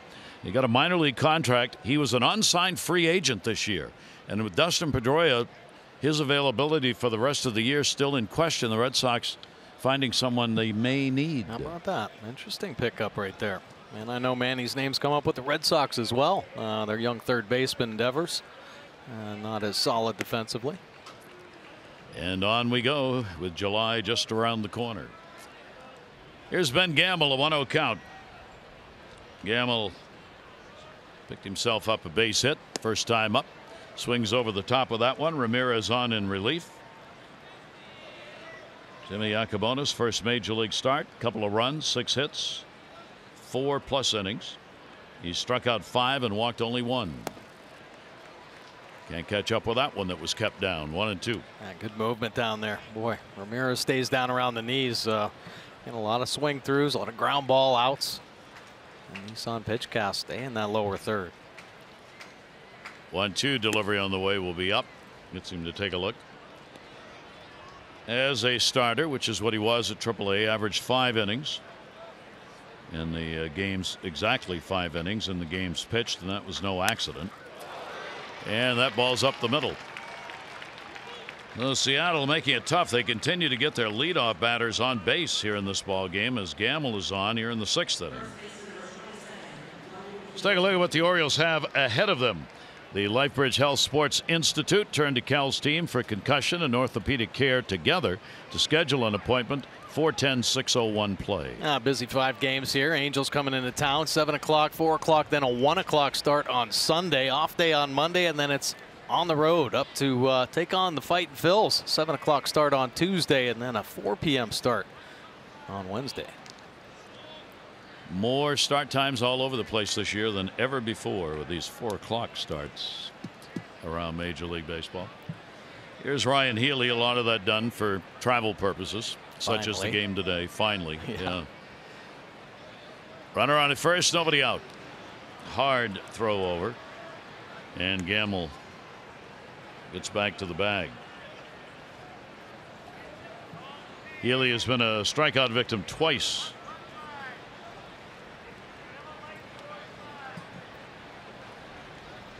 Runner not going. That one laced to the gap, left center field, going back, warning track, reaching out, fine catch made. Trey Mancini hauls it in on the warning track. And he's made a couple of nice catches in this series in left field. My goodness, laid out in last night's ball game, but this beauty on the run. Boy, you better have a good first step and a tight line. Healy getting on this one, driving it in the gap, and Mancini, boy, no banana route on that. Straight direct line to the wall, and boy, makes a beautiful over the shoulder play. And I'm telling you, if that one eludes him, that run might score. Real great defensive play to help out Ramirez. Herman is grounded out and struck out. Big lead at first base. Runner not going, but beware. Gamble that time took off to see just how far he could get off base. He's 5 for 7 in stolen bases. He was a quarter of the third of the way down. 1-0. That will draw the throw over and a hard one from Ramirez. Yeah, you got to believe they're going to make an attempt. Try to get somebody out there into scoring position. And we've talked about Chance Sisco. He had some problems. He actually had some success when he first started the season off throwing runners out. It was about 500. There goes the runner right to him. Manny Machado moving over to cover, and the line drive was right in his glove. That's exactly what the Orioles wanted. So they will get out of that, even though there was that leadoff single. That's the way to end it. 2-2.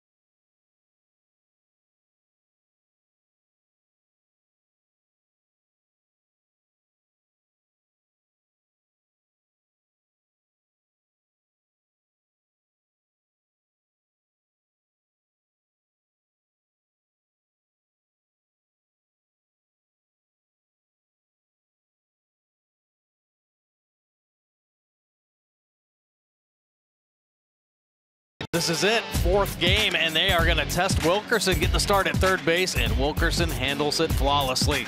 Nelson Cruz just coming off player of the week, had a bad back, but in the lineup today, and it's his 21st home run, just out of the reach of Valencia. But Machado says, I can do something better, and Davis says, I'm heating up. Yeah, back-to-back days, and the crusher going deep. Jeffrey Ramirez coming in, help Yacabonis out, but he helps himself as well. Beautiful fielding play right there. Tie ball game here in the bottom of the 6th. Geico, 15 minutes could save you 15% or more on car insurance. Visit geico.com to see how much you could save.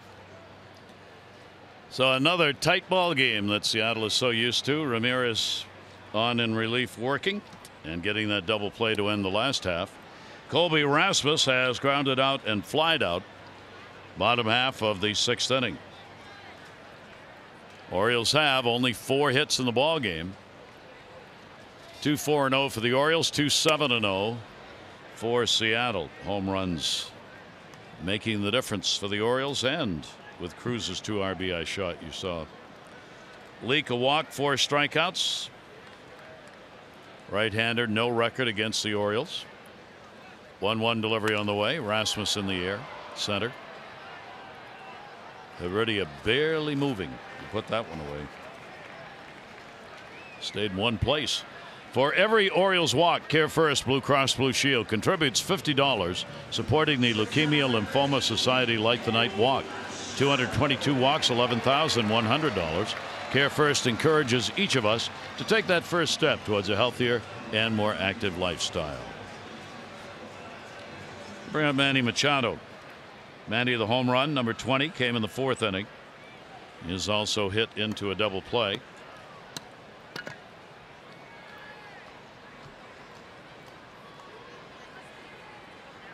Leaks delivery to him. The applause for Manny today, seemingly to me, increased. Maybe a lesson learned for all ball players, including Manny. You make a mistake, you don't play the game the way it should be played. You say, I'm sorry, I shouldn't have done that. I was just frustrated. And the fans respond by giving you a big hand the next day. Right. Yeah, well, he had a great game. Boy, ran the bases hard, scored from first base on an errant throw. Beautiful slide at the plate. I mean, yeah, fans appreciate Machado, but they, we talked about yesterday, they want to see their best player be the best every day. And really, so does he. Absolutely. Yeah, nasty slider right here from Lake. Another one just getting pushed away on that outside corner. Oh, Manny just getting off balance and out in front. 5 strikeouts for Leak. Manny retired. 2 down. Mike Trumbo, a strikeout, and he has flied out. 3 for 14 now in the series. Trumbo has a career 15 home runs against Seattle. Playing out with the Angels, of course, so he got a number of at-bats during those years against a division opponent. Mariners come in 3.5 games out. In this 4-game set so far, they have picked up 1 game in their race to catch Houston. Houston's got 54 wins. Seattle's got 50. Houston has won their last 2, and Seattle's won their last 3. Scott Service anxious to get the ball club back home, where they're 25-14. They've also won 25 on the road, though. And the pitch taken for a strike. So Leak gets it to 2-1.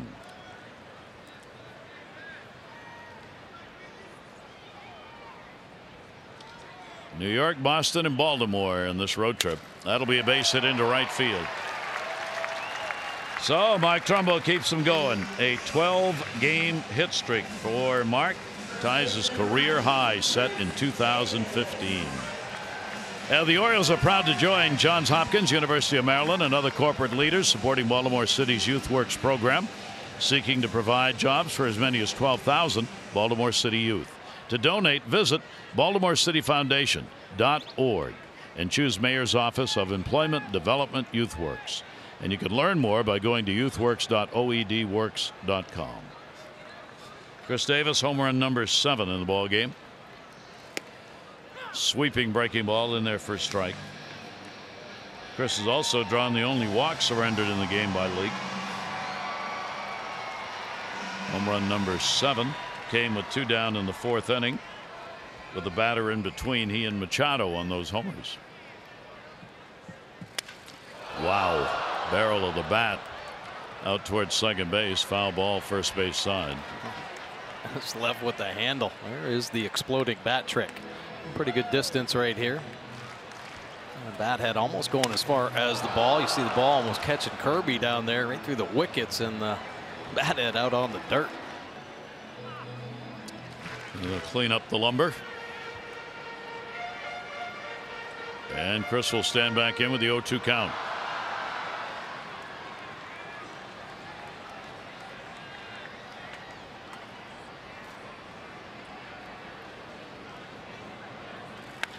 Davis in the air to right field. Again, pretty good shot near the warning track, and just seen enough by Haniger to haul it in. Orioles leave one on. 2-2.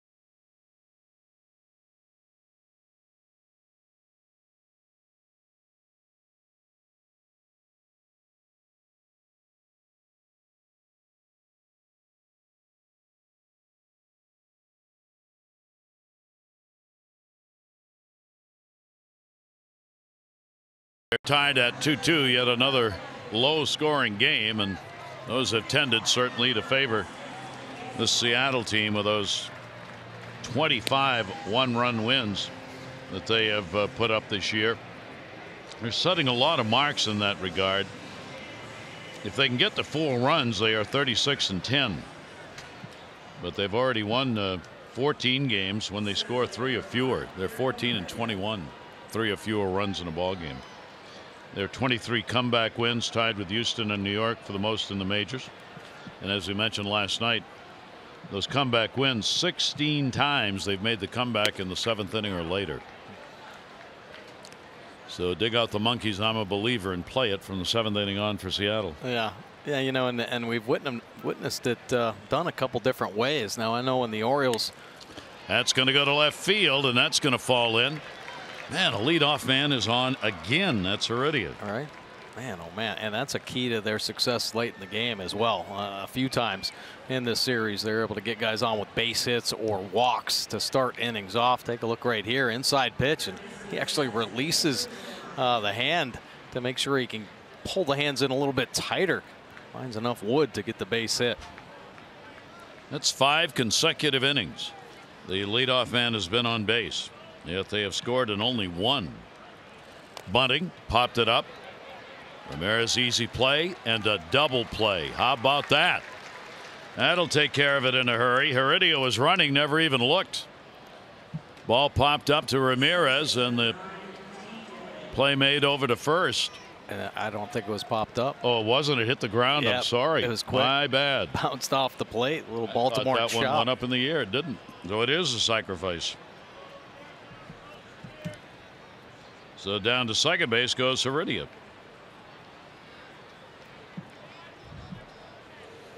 One away and a runner at second base. Leadoff man D. Gordon, and he's bunting, trying to drag it for a base hit, and goes foul. Boy, there you go. Just some extra weapons that they have. And yeah, we were talking about their ability to do it different ways, and how the Orioles, when they had that magic season, winning all those extra inning ball games. Let's look at the bunt attempt by Gordon again.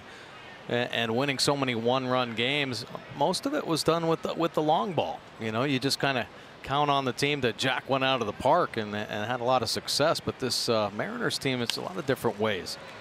Base on balls, they did the first night. That one inning they came back. They had 3 walks in 1 inning. They've had stolen bases in those frames. Of course, the base hits, but they don't rely completely on that home run threat to win games at the end. They do it different ways. They take what's given, kind of manufacture runs if they have to. They won with a sac fly last night. And Gordon on a wild cut. Play's got to be made at first. Runner will stay at second. Davis comes to the inside of the bag as Cisco gets it. Strikeout. That's number 2 for Ramirez. Orioles baseball on Mass and brought to you by American Standard. Find your local independent American Standard heating and air dealer at midatlanticcomfort.com. And by Ocean City. No end to the fun you'll have in Ocean City. Plan your trip today at ococean.com. So the runner remains at second base, but now there are 2 down. With the chances 0 for 11. With runners in scoring position for Seattle. They have had a base runner on every inning except the first, when they were retired by Yacobonis in order. Segura. 1-0. Choked up. Pitch will be taken down low. Segura trying to pick up a go-ahead RBI. Second in batting average, tied for 5th in runs scored. He is second in hits with 104. Second in infield hits to D. Gordon, his teammate. 2-0 delivery, and he's going to make him throw a strike. Leans away from 1-3-0. Well, Ramirez better be careful right here, because he'll ambush you as well. They got their leading RBI guy behind, so you know Ramirez is going to try to put one on the plate, get right back into the count. 3-0 delivery, and he was swinging on it. How about that? Goes to right. And Valencia will find it, and he will put it away. No runs, 1 hit, 1 left on. 7th inning stretch time. Randuavs, Valencia, Scope, and Cisco.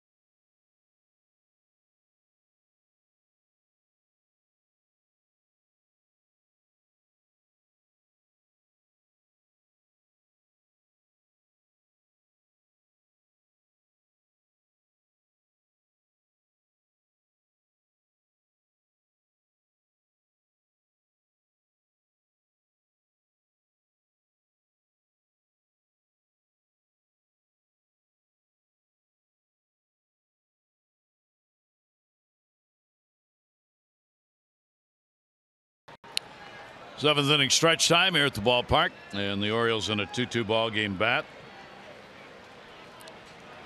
Danny Valencia will stand in, Scope, and then Cisco. Mike Leake has gone the distance for Seattle. Not unusual. He's been pitching deep into ball games, coming off an 8-inning performance. against Boston. No runs, 3 hits in that game. 1-0 delivery. That'll be on the outside corner for a strike. And efficient. 88 pitches in this day and age. Get you through 6. Not bad. Yeah, pretty impressive. You know, we're not watching. Boy, how many times did he go over 90 miles an hour? Not many. Maybe once, maybe twice.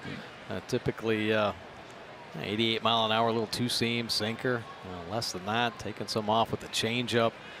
Mixing in the slider. Just keeping the hitters off balance and having movement on the plate. 1-2 delivery. Valencia started after it. And did he go? Nope.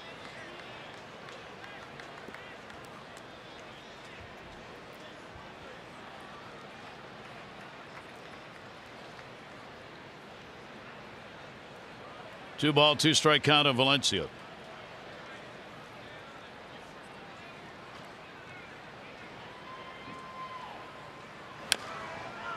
It'll be off the body and foul.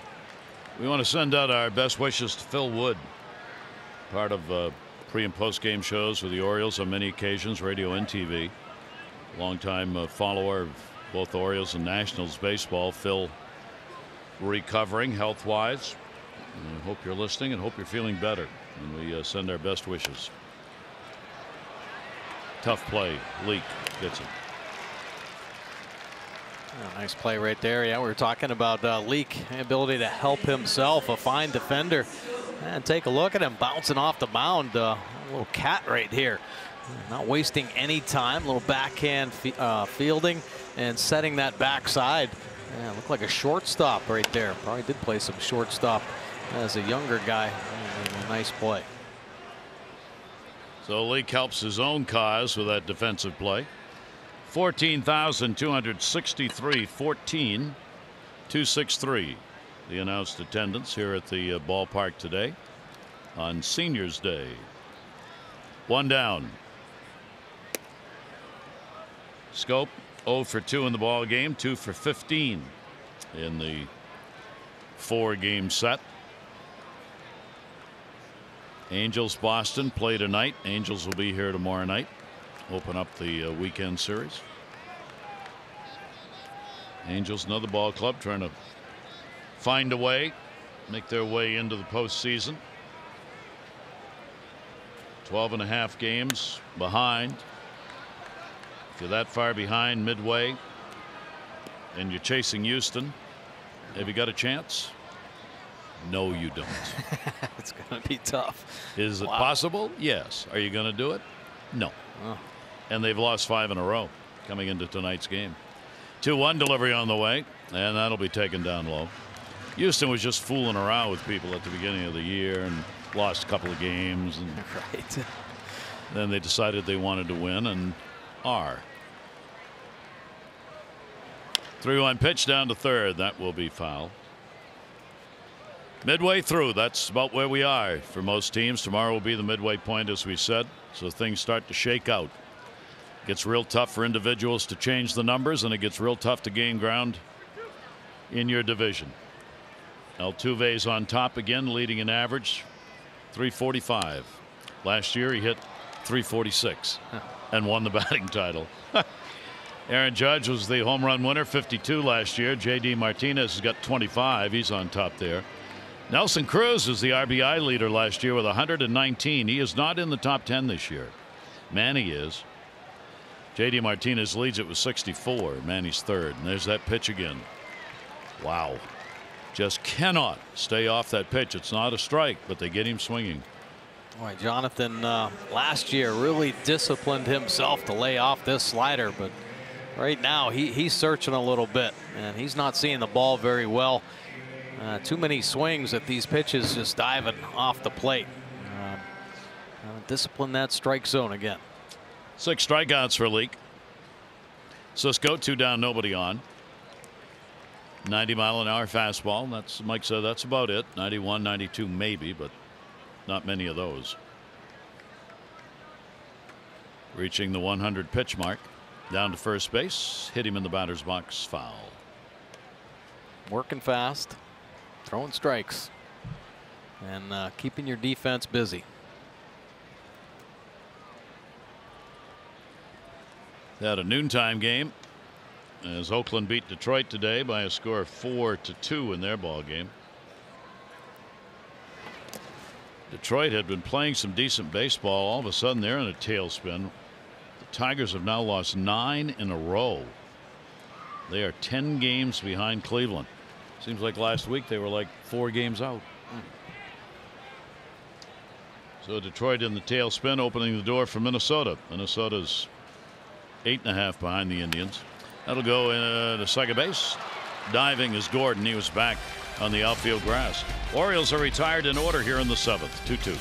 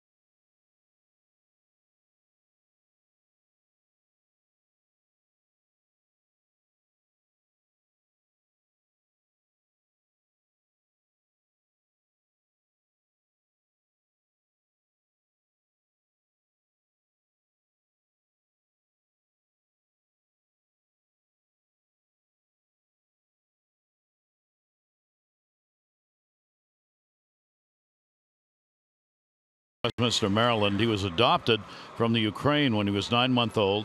He recently won a gold medal at Special Olympics, and he has had cerebral palsy, a repaired cleft palate, cortical vision impairment, and mental retardation, the intellectual acuity of a 3-year-old. But he has learned how to sing the national anthem, and today he came out to do just that.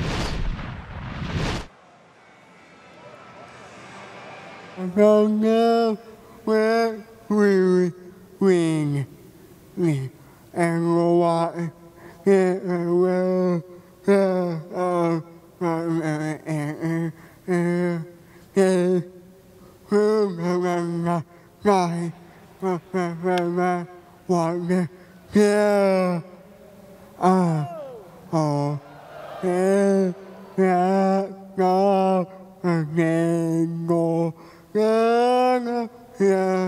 way on the red of we and all of we.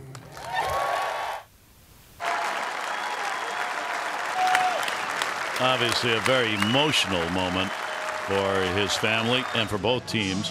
And you saw the umpires come in. Nicholas Nauman, 18-year-old from Carroll Springs School in Westminster, Maryland.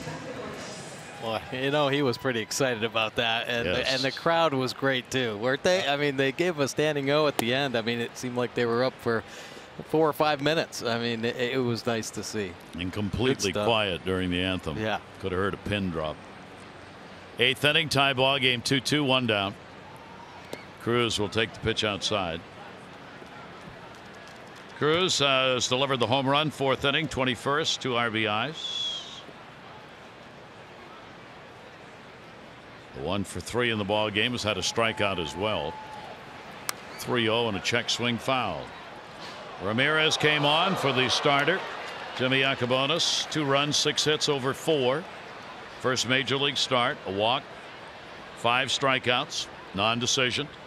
Jeffrey Ramirez just called up, AAA again, spelling him and doing an outstanding job. Came on in that 5th inning with the couple of runners who looked like they might have a chance to score, and was able to get out of the inning, and since then has given up only 2 singles. Yeah, he's been impressive. I mean, All the pitchers. I know we've been talking about Leak once again getting deep into a ball game, but Yacobonis and Ramirez have been just as impressive. And when Ramirez came into the ball game to slam the door and get the big hold. Down to third. That's going to be a base hit. Cruz. He's going to try for two. Nope. Good play by Trey. Mancini gets it in on a hop to second base. Nelson flying down there, wanted a double. But Mancini got over there in time to hold him at first base. Yeah, nice play down there by Trey Mancini, but that's the price you pay when you hit the ball so darn hard. Nelson, you want to get a double, hit a little softer. This ball is scorched past Wilkerson, a diving attempt, but it gets out to Trey Mancini in a second. Take a look. Hot off the bat. There goes Wilkerson. And Mancini, a nice pursuit angle to get that ball. And it got to him before even Cruz got to first base. Here's Ben Gamble. He'll go to first base. Davis, one relay, not in time, but they do get the lead runner. So Cruz is retired down at second base on the ground ball by Ben Gamble. Play by Chris Davis to get it there in time for the out. Fielder's choice. We'll take a look.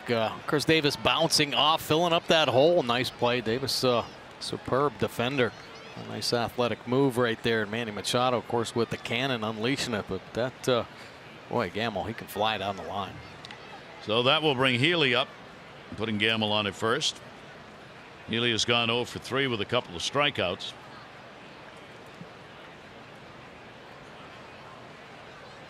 Two down, 2-2.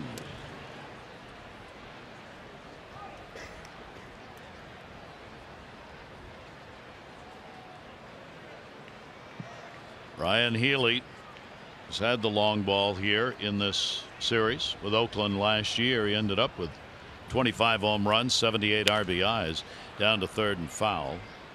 Yeah, he's got some big time pop. He went straight away center off Cobb, an elevated fastball. Got 15 home runs this year, so Ramirez better make some quality pitches. 0-1 on him. Both teams scoring their runs on home runs in the ball game. Hard throw over.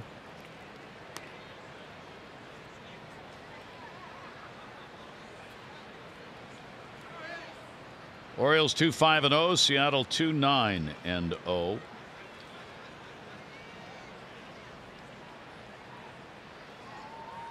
Oh, one pitch on the way. Got him inside, and boy, did he pull that foul hard. The Orioles have not had an at-bat with a runner in scoring position today. They've left 3 on base.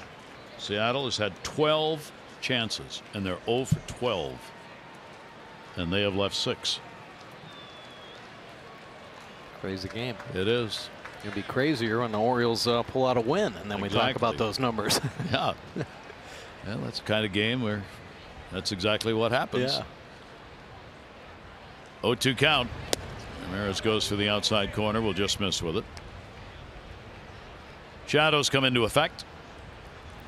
Sun shining brightly everywhere except where that tower goes right through the batter's box. Yeah, tough for the hitter. At times the shadows bright and dark. Just picking up the spin, the toughest thing.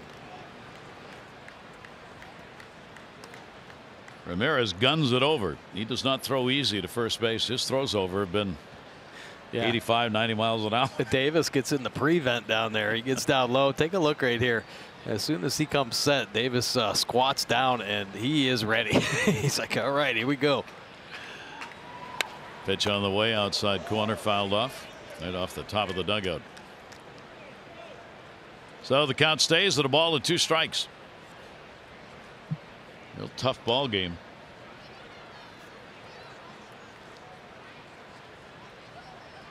Neither team able to pick up a lot of runs in this one. Remember, they're winning these games without Cano. We don't even talk about him. He's not here on suspension. They were 22-17 with him. They're 28-14 without him. 1-2 delivery. Yeah, that's to the backstop. Let's see how big a play this is. Rebounds all the way out to Ramirez. So the wild pitch will put the potential go-ahead run down at second base. Take a look, just yanking the slider. just skims, doesn't bounce up. Cisco looking to make a little backhand pick, but there was never a bounce on that ball. A little worm burner. So Healy with the 2-2 count gets a chance. Put the Seattle team on top. 2-2 delivery.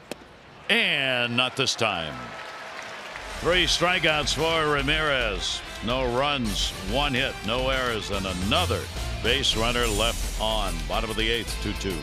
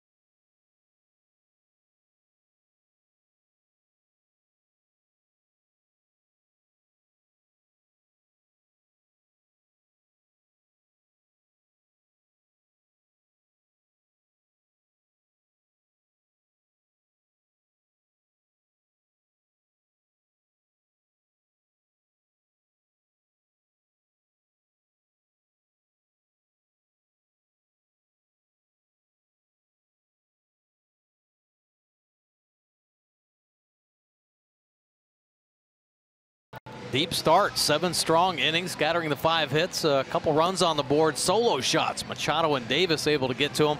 Only the 1 walk and the 6 punch outs. He's going to give way to the bullpen. Vincent coming out. Nick Vincent spent a little time on the disabled list, just activated last Friday. A real good cutter. Take a look at his numbers. Pretty good. 3 wins, 4.44 earned run average, 23 punch outs in 24 1/3 innings of work. Opponent's hitting just 260. The lefty's having a hard time at 222, but he has given up the 3 home runs and a fly ball pitcher. 71% in the air.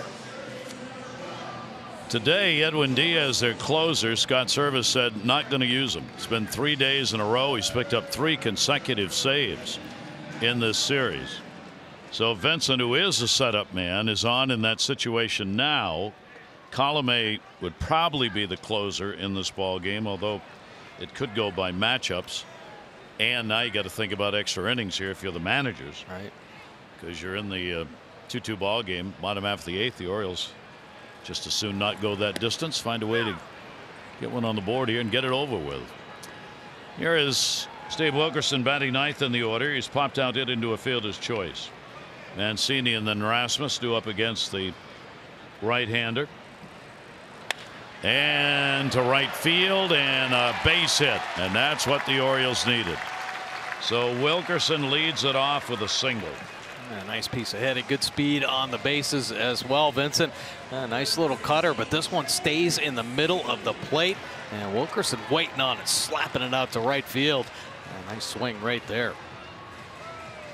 So the Orioles get the leadoff man on and looking to plate 1 at least and get the lead. They had the leadoff man on in the 1st inning, and they have the leadoff man on in the bottom half of the 8th. The only 2 they've had on base. Trey Mancini was that leadoff man in the 1st and got a single. He is 1 for 3 now in the ball game. Taking a long look at Bobby Dickerson down to 3rd.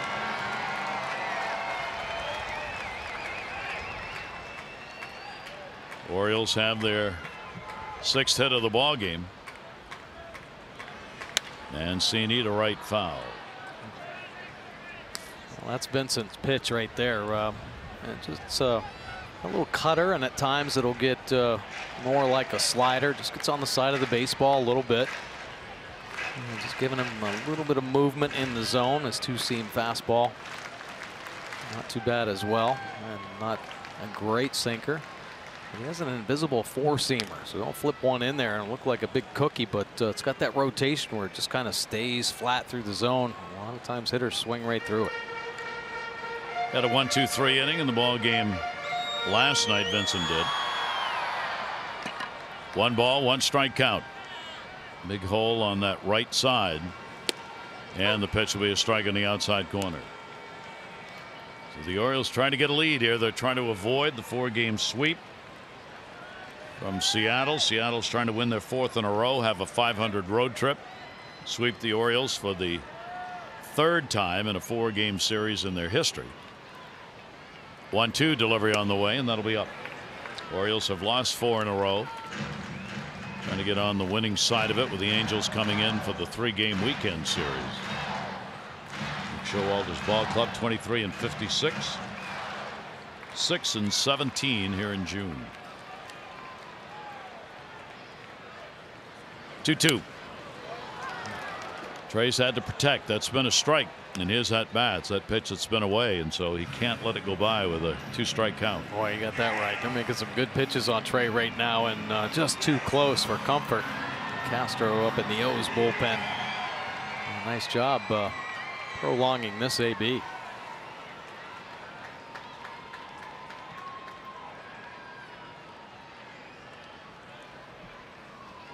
Runner not going. 2-2 delivery.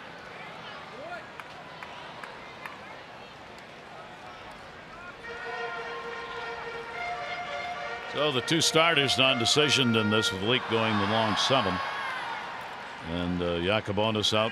2 runs, 6 hits over 4+.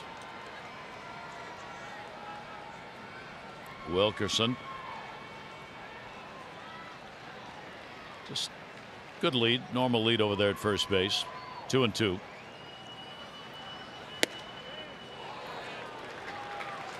Three and 2. Trey was not going to turn around and look at the umpire on that one. No. Just in case. Close your eyes. Hold your breath. I do not hear a word that sounds like strike. Yeah. Instead he died. It pitches away, and he just tried to freeze him on that inside corner. Good pitch, but yeah, it was just off. Ooh. Almost. Wilkerson took a leaning step towards second base as that throw was coming over. Take a look. 3-2 count. Yeah, just a quick move.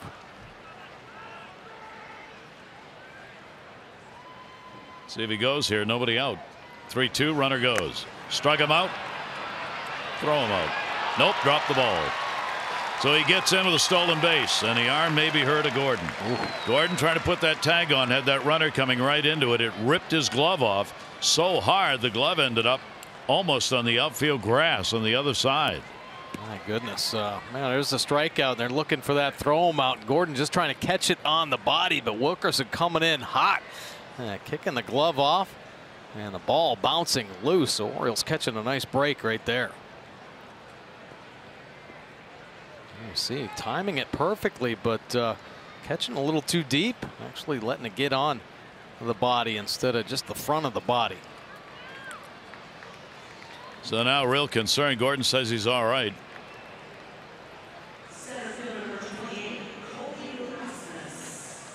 Can really get hurt on those kind of plays. As you saw, he was nowhere set to take a throw. He was coming in. He was moving. Wilkerson was moving. Yeah. Well, we saw a nice play in the series. Caleb Joseph throwing to Jonathan Scope, and Scope much the same way went up the line, and Gordon did it the right way as well, but Scope actually caught it on the body on a head first slide and wasn't, you know, didn't get his hand tangled up right there. Just a tough tangle up. Now the go-ahead run at potential go-ahead run at second base, and a stolen base at the major league level for Wilkerson. And Colby Rasmus, with only one away, gets the RBI chance. Segura's holding the runner, the shortstop, with the left-hander up. Vincent's delivery to him up. 0 for 3 in the ball game, 0 for 7 in this series for Colby Rasmus. His first start in center field this year is Adam Jones getting the day off. He's okay. Adam's available.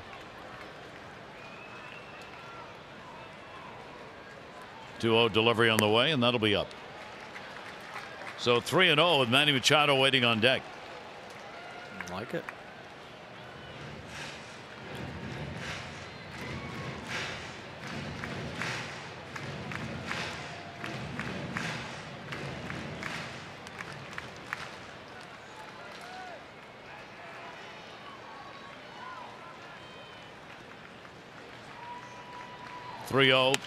Swinging away left field.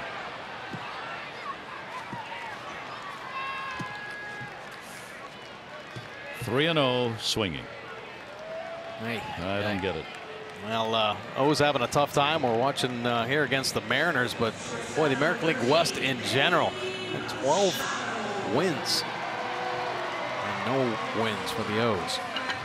And obviously the Orioles offense scuffling a little bit, 3.2 runs per game against the West, but it comes down to the pitching ultimately and just not doing enough. And the Oriole bullpen, which is for years been the staple, that's when they've faltered a little bit. Castro's had some big time problems against the West, and we've seen here in this series Zach Britton giving up the 2-run home run.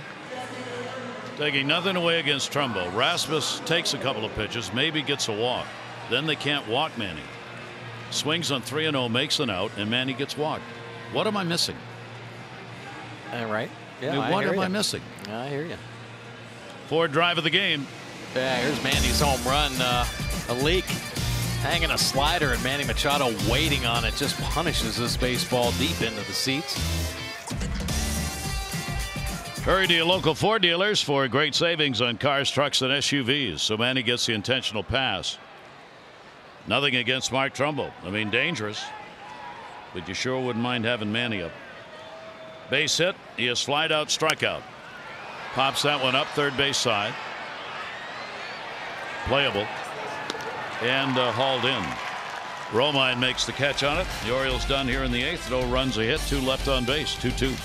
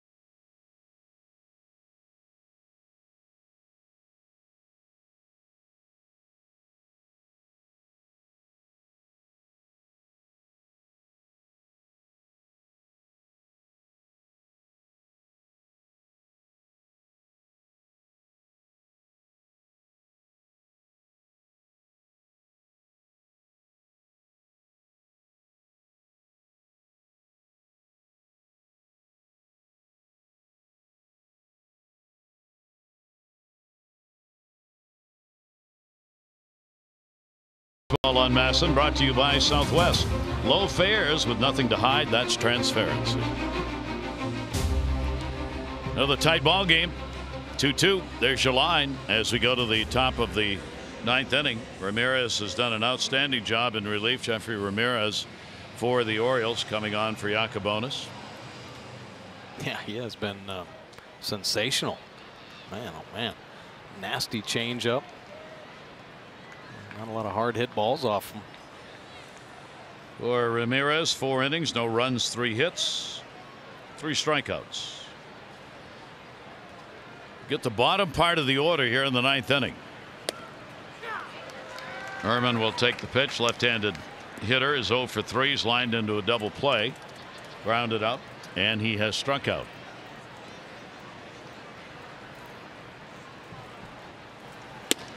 And the pitch will be taken inside. Would be thrilling if the 2 starts today are evidence of things to come. for right. both. Yeah, absolutely. Two starters, really. Into the shift, Manny. Well, I know they talk highly about Ramirez, just having that winning attitude. So there's one down in the ninth inning. Well, enhance your next game day experience with the MLB Ballpark app. Access and manage your tickets, enjoy check-in offers, exclusive content, and much more. Download the MLB Ballpark app today. Guillermo Heredia from Cuba, 27-year-old. Heredia getting the start in center field. Right shoulder surgery took place last season for him. Been with Seattle the last couple of years. Played in the 6 seasons in Cuba in their National Baseball League. 1 ball, 1 strikeout. Tanner Scott in the bullpen.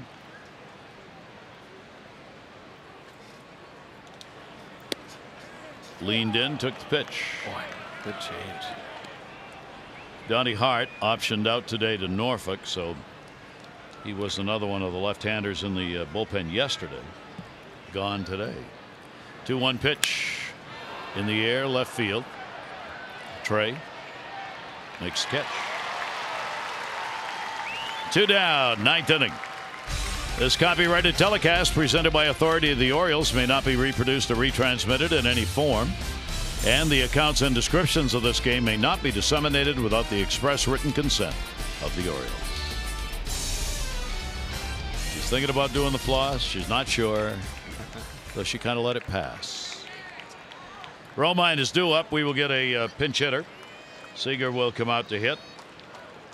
Seager getting a day off today out of the lineup, and the Orioles were certainly happy about that. Boy, you got that right. He has done some damage. Take a look at the numbers there. 5 for 14, but the last 2 games 5 for 10, 5 RBI.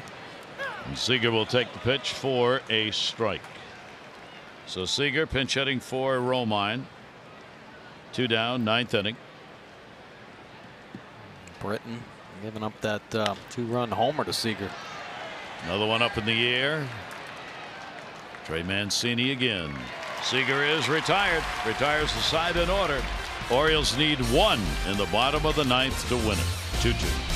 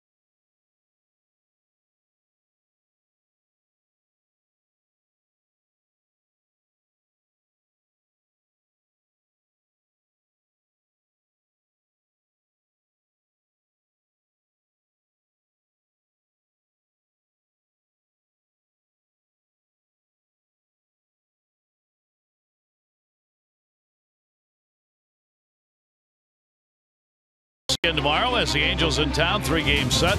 Felix Pena on the mound for the Angels. Probably David Hess for the Orioles, but not official yet. Our coverage on Maston begins at 6:30 with Ozark Strip presented by Southwest. Our game coverage will be at 7.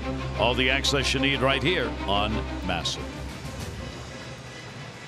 On this summer day here at the ballpark, see if the Orioles can find a way to get one. Yeah, they can do it against Pazos. Pazos is having some success here lately out of the Mariners bullpen. 198 earned run average, primarily just a 1-pitch pitcher. A little fastball. Got some nice life on the heater. Push it in there in the mid-90s. At times top out around 97. Opponents hitting 240. And both lefties and righties about the same. And only 1 home run given up on the year. A lot of bullpen use in these games. It's been so tight. James Pazos, 4th among American League relief pitchers in the strikeout to walk ratio. He gets 8.3 strikeouts for every walk that he surrendered. He is a K kind of guy. Chris Davis will lead it off. Chris got his 7th home run in the 4th inning. Manny Machado got his 20th in that inning. Those are the 2 runs for the Orioles. Since then, they have had 3 hits, all singles. Chris has also drawn a walk in the game. And the left-hander's pitch will be taken down low for a ball. Orioles batting, bottom of the 9th, tie game. Shift on. See Gordon out there in the outfield. Chris hitting 138 off left-handers. 4 home runs off lefties. 1-0, and that's in there for a strike. He's got the sun shining right in his eyes. Right. Seager stays in to play at 3rd, and he's going to move back now with the count. Yeah, tough double shadows now. A short arm and lefty out there bringing some cheese.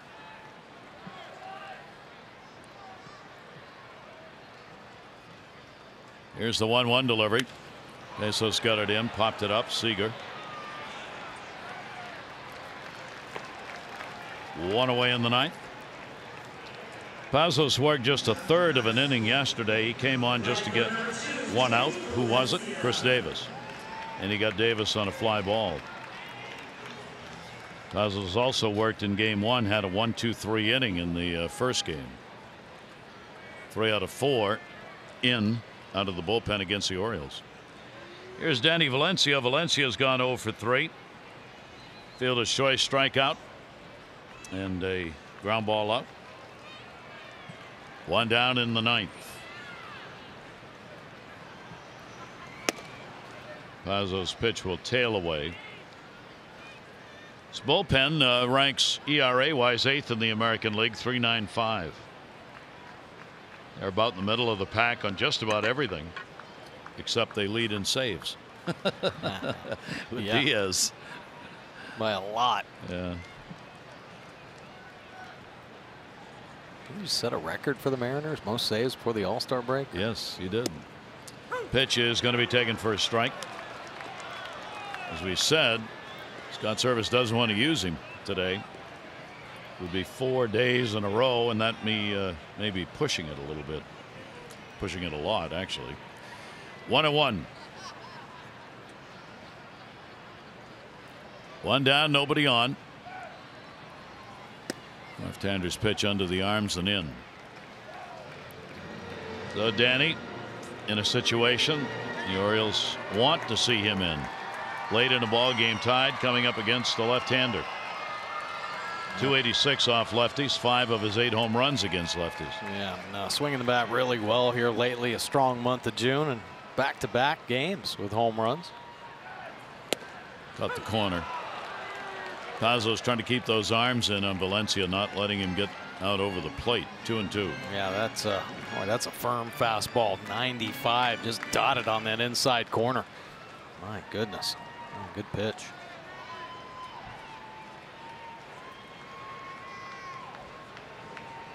Out of that high stretch. Third base will cut it off. Seager. 2 down. And of course, the Orioles couple home runs. But how about the worst record when hitting 2 or more home runs this season? And it's the O's, the only team under 500. They're 12-13, and it would be nice if they could kind of change that little trend. The Orioles last season 44-16 when hitting 2 or more home runs. So you know it's in there. They've got 2 down here. Get one of those long balls and we can all go home. And the Orioles can get a win. Jonathan Scope, 2 strikeouts and a ground ball out. Pazos 2 down, nobody on. And the pitch will miss for a ball. Scope has hit 224 off lefties, only 190 off right-handers. That is almost unimaginable. 8 home runs, 2 off southpaws. 1-0 delivery, and this left-hander will miss down low. Pazos not happy with himself in the last one. Came over from the Yankees in a deal. Zach Littell went the other way. He played at the University of San Diego. Went 4-5 with Seattle last year. Workhorse, 59 appearances, 53 innings. Sometimes comes in for a whole inning, sometimes like last night, just to get a left-hander. Scope on a 2-0. You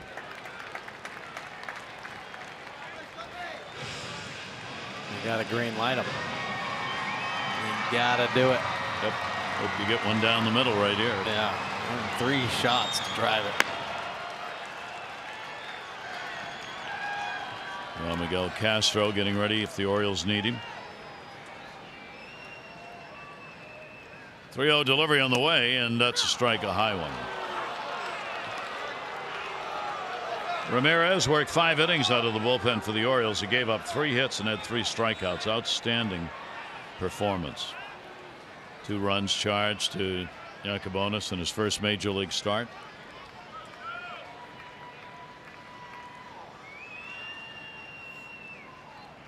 Three-one delivery on the way, and Scope will go 3-2.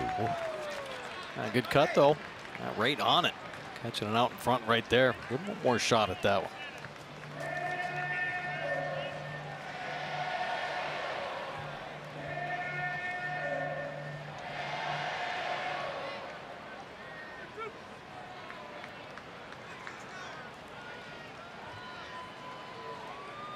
Two down, nobody on, and a full count coming.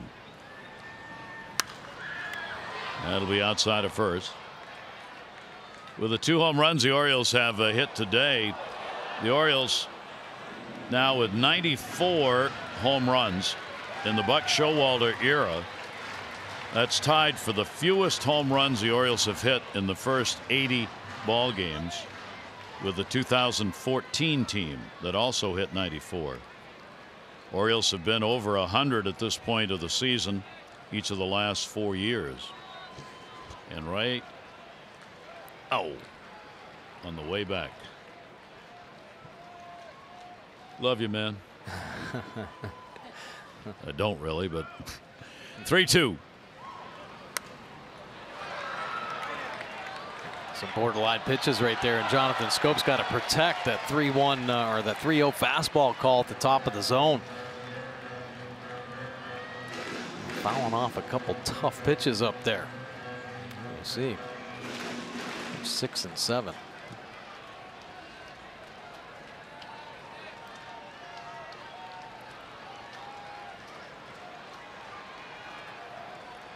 Tried the 3-2 again.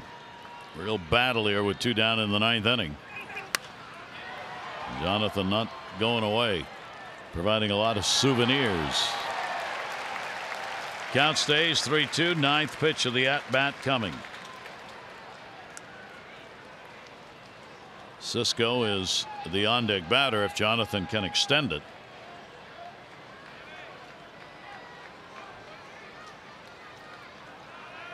Hoping his good buddy can drive one. Full count again. Boy, every pitch looks like it's the same. Everything right across the letters. Top of the zone. It's too close to take.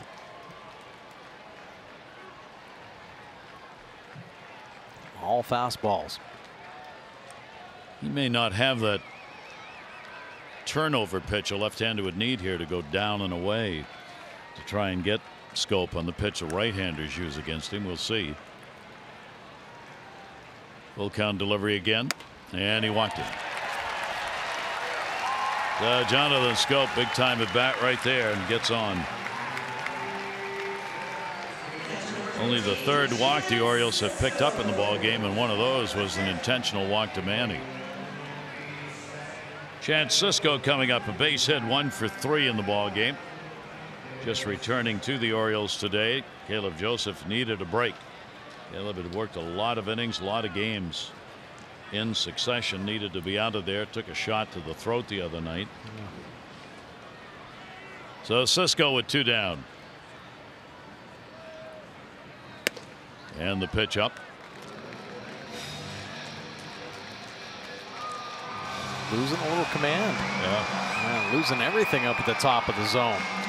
Now Stottlemyre Jr. is going to make his way out. Yeah. So talk to him about mechanically. Just get over that front side a little bit. Finish the pitch. And drive to the catcher. Seems like just spinning out. Just a hair too soon. For Cisco, the numbers at AAA offensively. 5 games played there after he went down. He was hitting it well. .353, had a home run, couple RBIs in 5 games. With the Orioles, this is the 48th game he's played, hitting just .218, 2 home runs, 16 RBIs.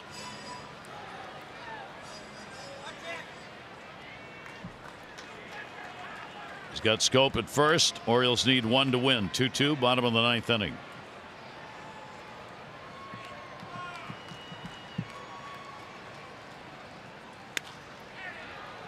It'll head to the seats.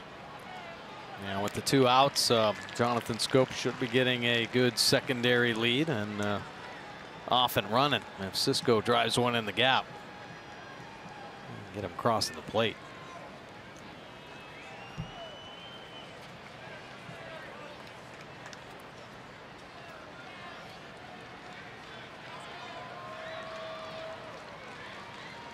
Pazos having to work at it here. More pitches than he wanted to throw in this 9th inning. 1-1 delivery on the way. Fouled off at the plate. Pazos just hasn't had quite enough on anything. Not enough velocity on the fastball. Not enough break on the off-speed pitches to get it by the hitters for that big strike. They're just punching him foul. There's Bradford who got the win last night. Cisco just trying to line one up. Shift on against him in the infield. Outfield pretty much straight away. Pazos goes to the back of the mound. Shadows all over the place with the light standards. Yeah. Yeah, not easy to pick it up. And Jonathan Scope a little tardy now. Pazzo good fastball, but it might be because of the shadows. Just unable to catch it out in front.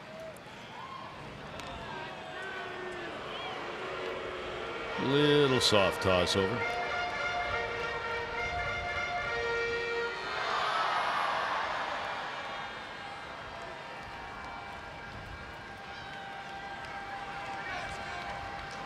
One ball, 2 strike count. Not a big lead.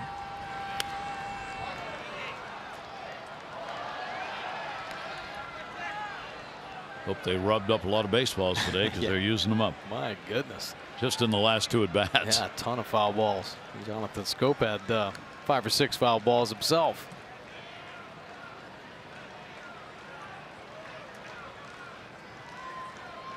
Let's see where they're targeting, up and in. Cisco. Scope off first, 1-2 delivery to him, and that's the inning. The Orioles, no runs, no hits, no errors, 1 left on base. Unfortunate for all of you, there is free baseball yet again.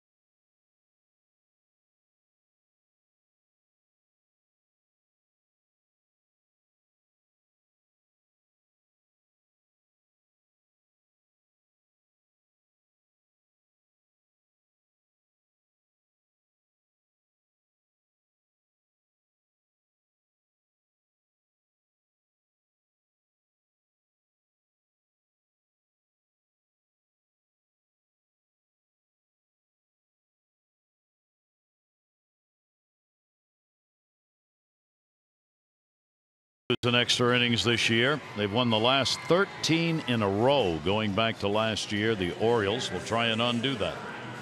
Yeah, Castro now into the ball game though, slinging righty. 277 earned run average. Had some problems the other night with his command. Hopefully he's figured some things out. He's got a big time arm. Opponent's hitting just 211. Now righty's only 198. So Castro will work as we go to the 10th inning. Orioles are 4-5 in extra inning ball games. They played extra innings in the ball game last night. They won it in 11 when Segura got a leadoff double, and with one away, Seager would pick up a base hit, setting up the sac fly RBI. Little bouncer. Scope. No. Delayed call, and it is a safe call. But Showalter saying, hang on, we're going to take a look at that. Wow, bang, bang play. And you talk about the infield hits that Gordon can come up with. Out of the left side, you get a little half step, but Jonathan Scope, what a play. Barehanded, then just a little wrist assist over there. He was safe. Yeah, Gordon just flying through the base. So another infield hit for Gordon. Beat it by half a step. And the leadoff man is on here in the 10th inning. And here is Segura. You got the league's leading base stealer at first. That'll draw a throw over. So right away, Castro's got some work to do here in this ball game. He gave up 2 runs on 1 hit with 2 walks in the first game of this series. Taken all the way for a strike by Segura. Segura's had a pop out, strike out, fly out. Tough at bat though, and now you're in the top of that order for the Seattle team. Segura down the line and right, that'll be foul. Segura's 0 for 1 off Castro. The last longest extra inning winning streak was held by the Orioles. The Orioles back in 2012 going into 13 ran a streak of 17 consecutive wins in extra inning ball games. 17. Seattle's up to 13. Gordon's back to first. Yeah, the Orioles looking to lock back into some of that magic. We talked about the ability to hit the long ball and never really count this team out because of course back then everybody was popping it out. Some inconsistencies this year. 0-2. Gordon jumps. Castro steps off. Just trying to get Castro's attention, and he's done that. 20 stolen bases for him.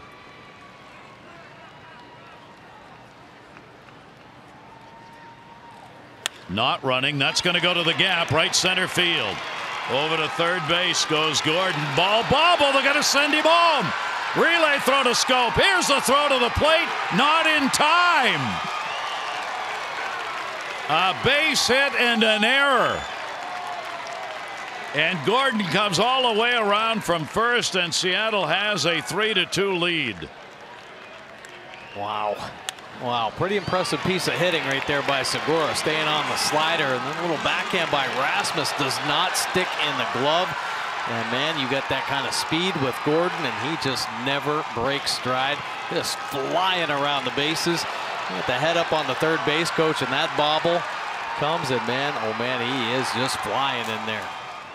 And wow. You kind of expect too, oh, get the ball in Jonathan Scope's hand coming in from the outfield, but Gordon, just too much speed.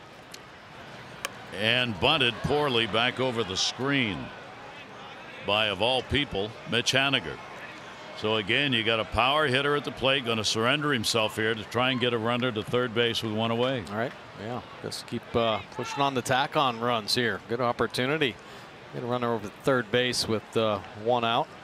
We're waiting on the call, whether or not an RBI is credited and whether an error is charged on Rasmus picking up that ball. And a strike taken. So Haniger try and add to the totals. Got that walk and scored in the 4th inning on the home run by Nelson Cruz. Still nobody out. 0-2 runner at second base. Down to third. Short hop. Great play. Holds the runner. Throw off the mark. Safe. Runner's going to go to third. Wilkerson made an outstanding stop, but his throw was down the right field line. Davis stretched and could not come up with it. Oh, man. Now take a look here. What a play. Nice little backhand as the ball's cutting away from him. And Davis, so good over there at first base. Tries to just fall and make the play. Does he keep the foot on? The foot is on there, but I don't know if he ever controlled the baseball as it bounces out. Yeah, Buck Showalter. There's not going to be any question about it. We got to wait for all these calls now. I don't know what they're going to call that one either. Runners on at first and third. Nobody out. And a dangerous situation here with Cruz at the plate. Cruz a 2-run homer in the 4th inning. Base hit in the 8th. Runners on at first and third. The infield has to play in with nobody out. And a 3-2 lead for the Mariners. So on the Rasmus drop, they will charge him with an error. No RBI picked up by Segura. He'll get a single. The run will score. Gordon will score on the error, and Segura will go to second on the error. He's now at third, and Haniger's on at first. That ball in the air to left field. That's going to fall in for a base hit. Segura's going to score, and Cruz has a 3 RBI ball game. This team gets into extra innings, and you just apparently can't stop them. That will bring Buck Showalter out, and that is going to be it for Castro. Another slider, and Cruz just reaching out. He didn't smoke this ball off the end of the bat, but a few quality ABs here in the 10th inning. So an extra inning lead here, 4-2. Still nobody out with a couple of runs in the 10th.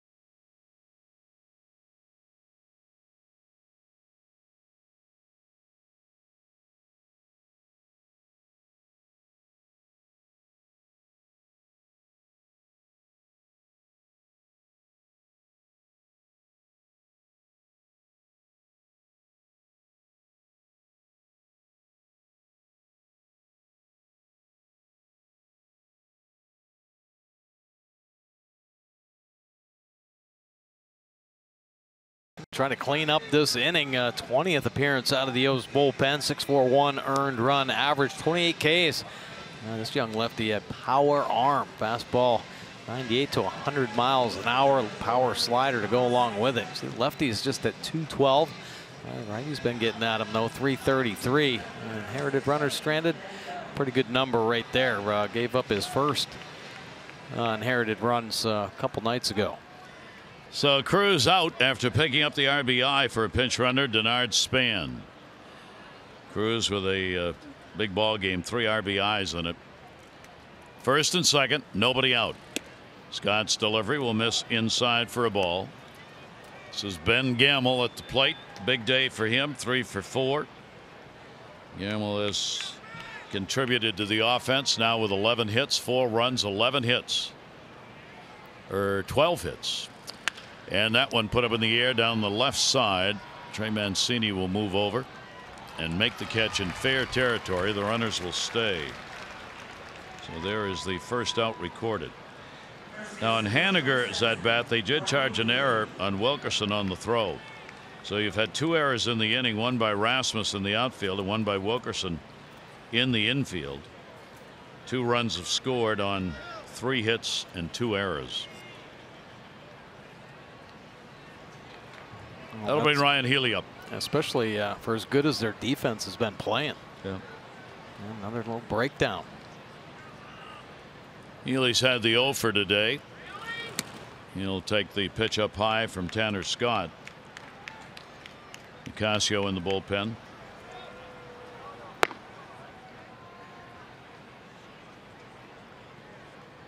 Castro worked no part of an inning. Gave up 3 hits. 1-0 delivery, and that will be foul back. Well, Seattle's looking for their league leading comeback win here as they trailed early in the ball game, then got it tied up.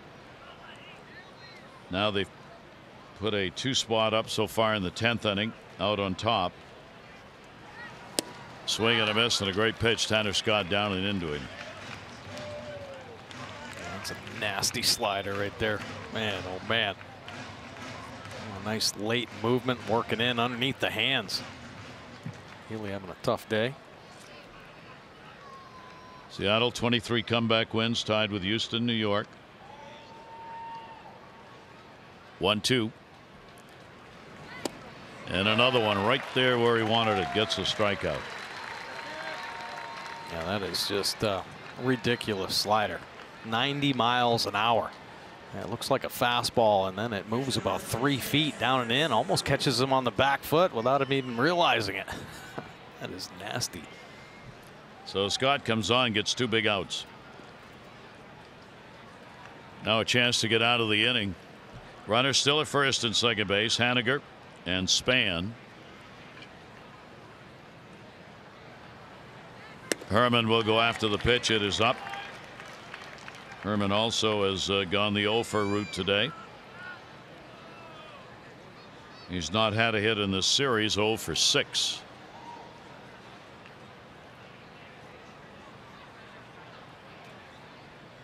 Runners off first and second, and the 0-1. And that's in there for a strike as well.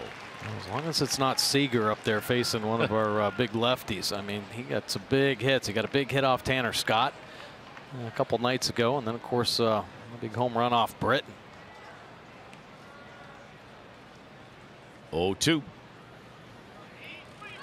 Ooh, look out. Mamma mia, that was 99 miles an hour and head high. Well, you got to check the wall right now. Check, see if he busted a brick. Unfortunately, doesn't catch a piece of Herman. That is some scary stuff right there. I mean, too darn close at 99 miles an hour. So now you got 2 runners in scoring position. A 1-ball 2-strike count on Herman.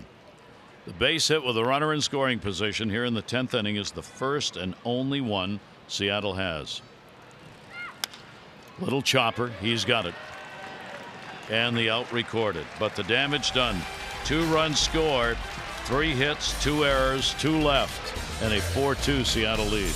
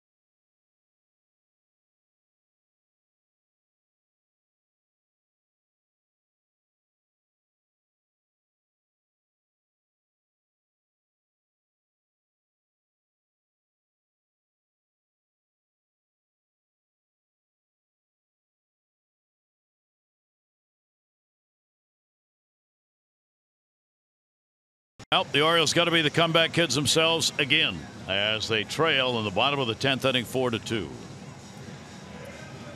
Gonna be a tough task here. And Nicasio into the ball game. 34th time coming out of the M's pen. 6.39 earned run average.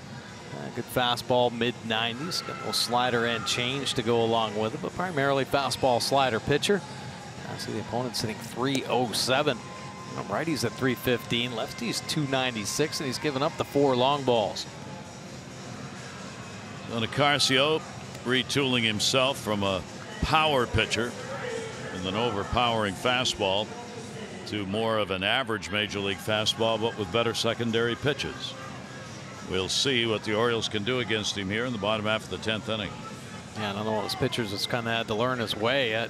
Basically got by with 97, 99 mile an hour fastball. Had the big arm, but you know, you run out of bullets. You got to learn how to pitch. He is 0 for 4 in save opportunities this year. 0 for 4. And as we said, Diaz, their save artist, not available today because he's had a save in each of the last 3. So here's Wilkerson, Steve Wilkerson. In that 10th inning, 2 runs, 1 earned on 3 hits for Seattle to take the lead. Castro worked no part of an inning, 2 runs, 1 earned, and 3 hits. 0-1 the count. In at third base, Seager. And the pitch will be taken inside for a ball. So Nicasio on, trying to earn a save and a 4-game sweep for Seattle against the Orioles.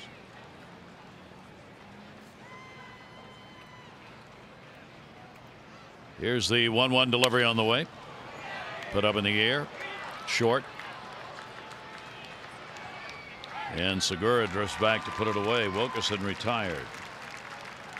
A little serpentine route on that pop fly. If he would have stayed right where he was, he wouldn't have had to put on so many miles chasing around. So there's one away. Castro, the pitcher of record for the Orioles, and James Pazos is the pitcher of record for Seattle. Mancini 1 for 4, base hit, first time up. Hard to second base. D. Gordon. 2 down.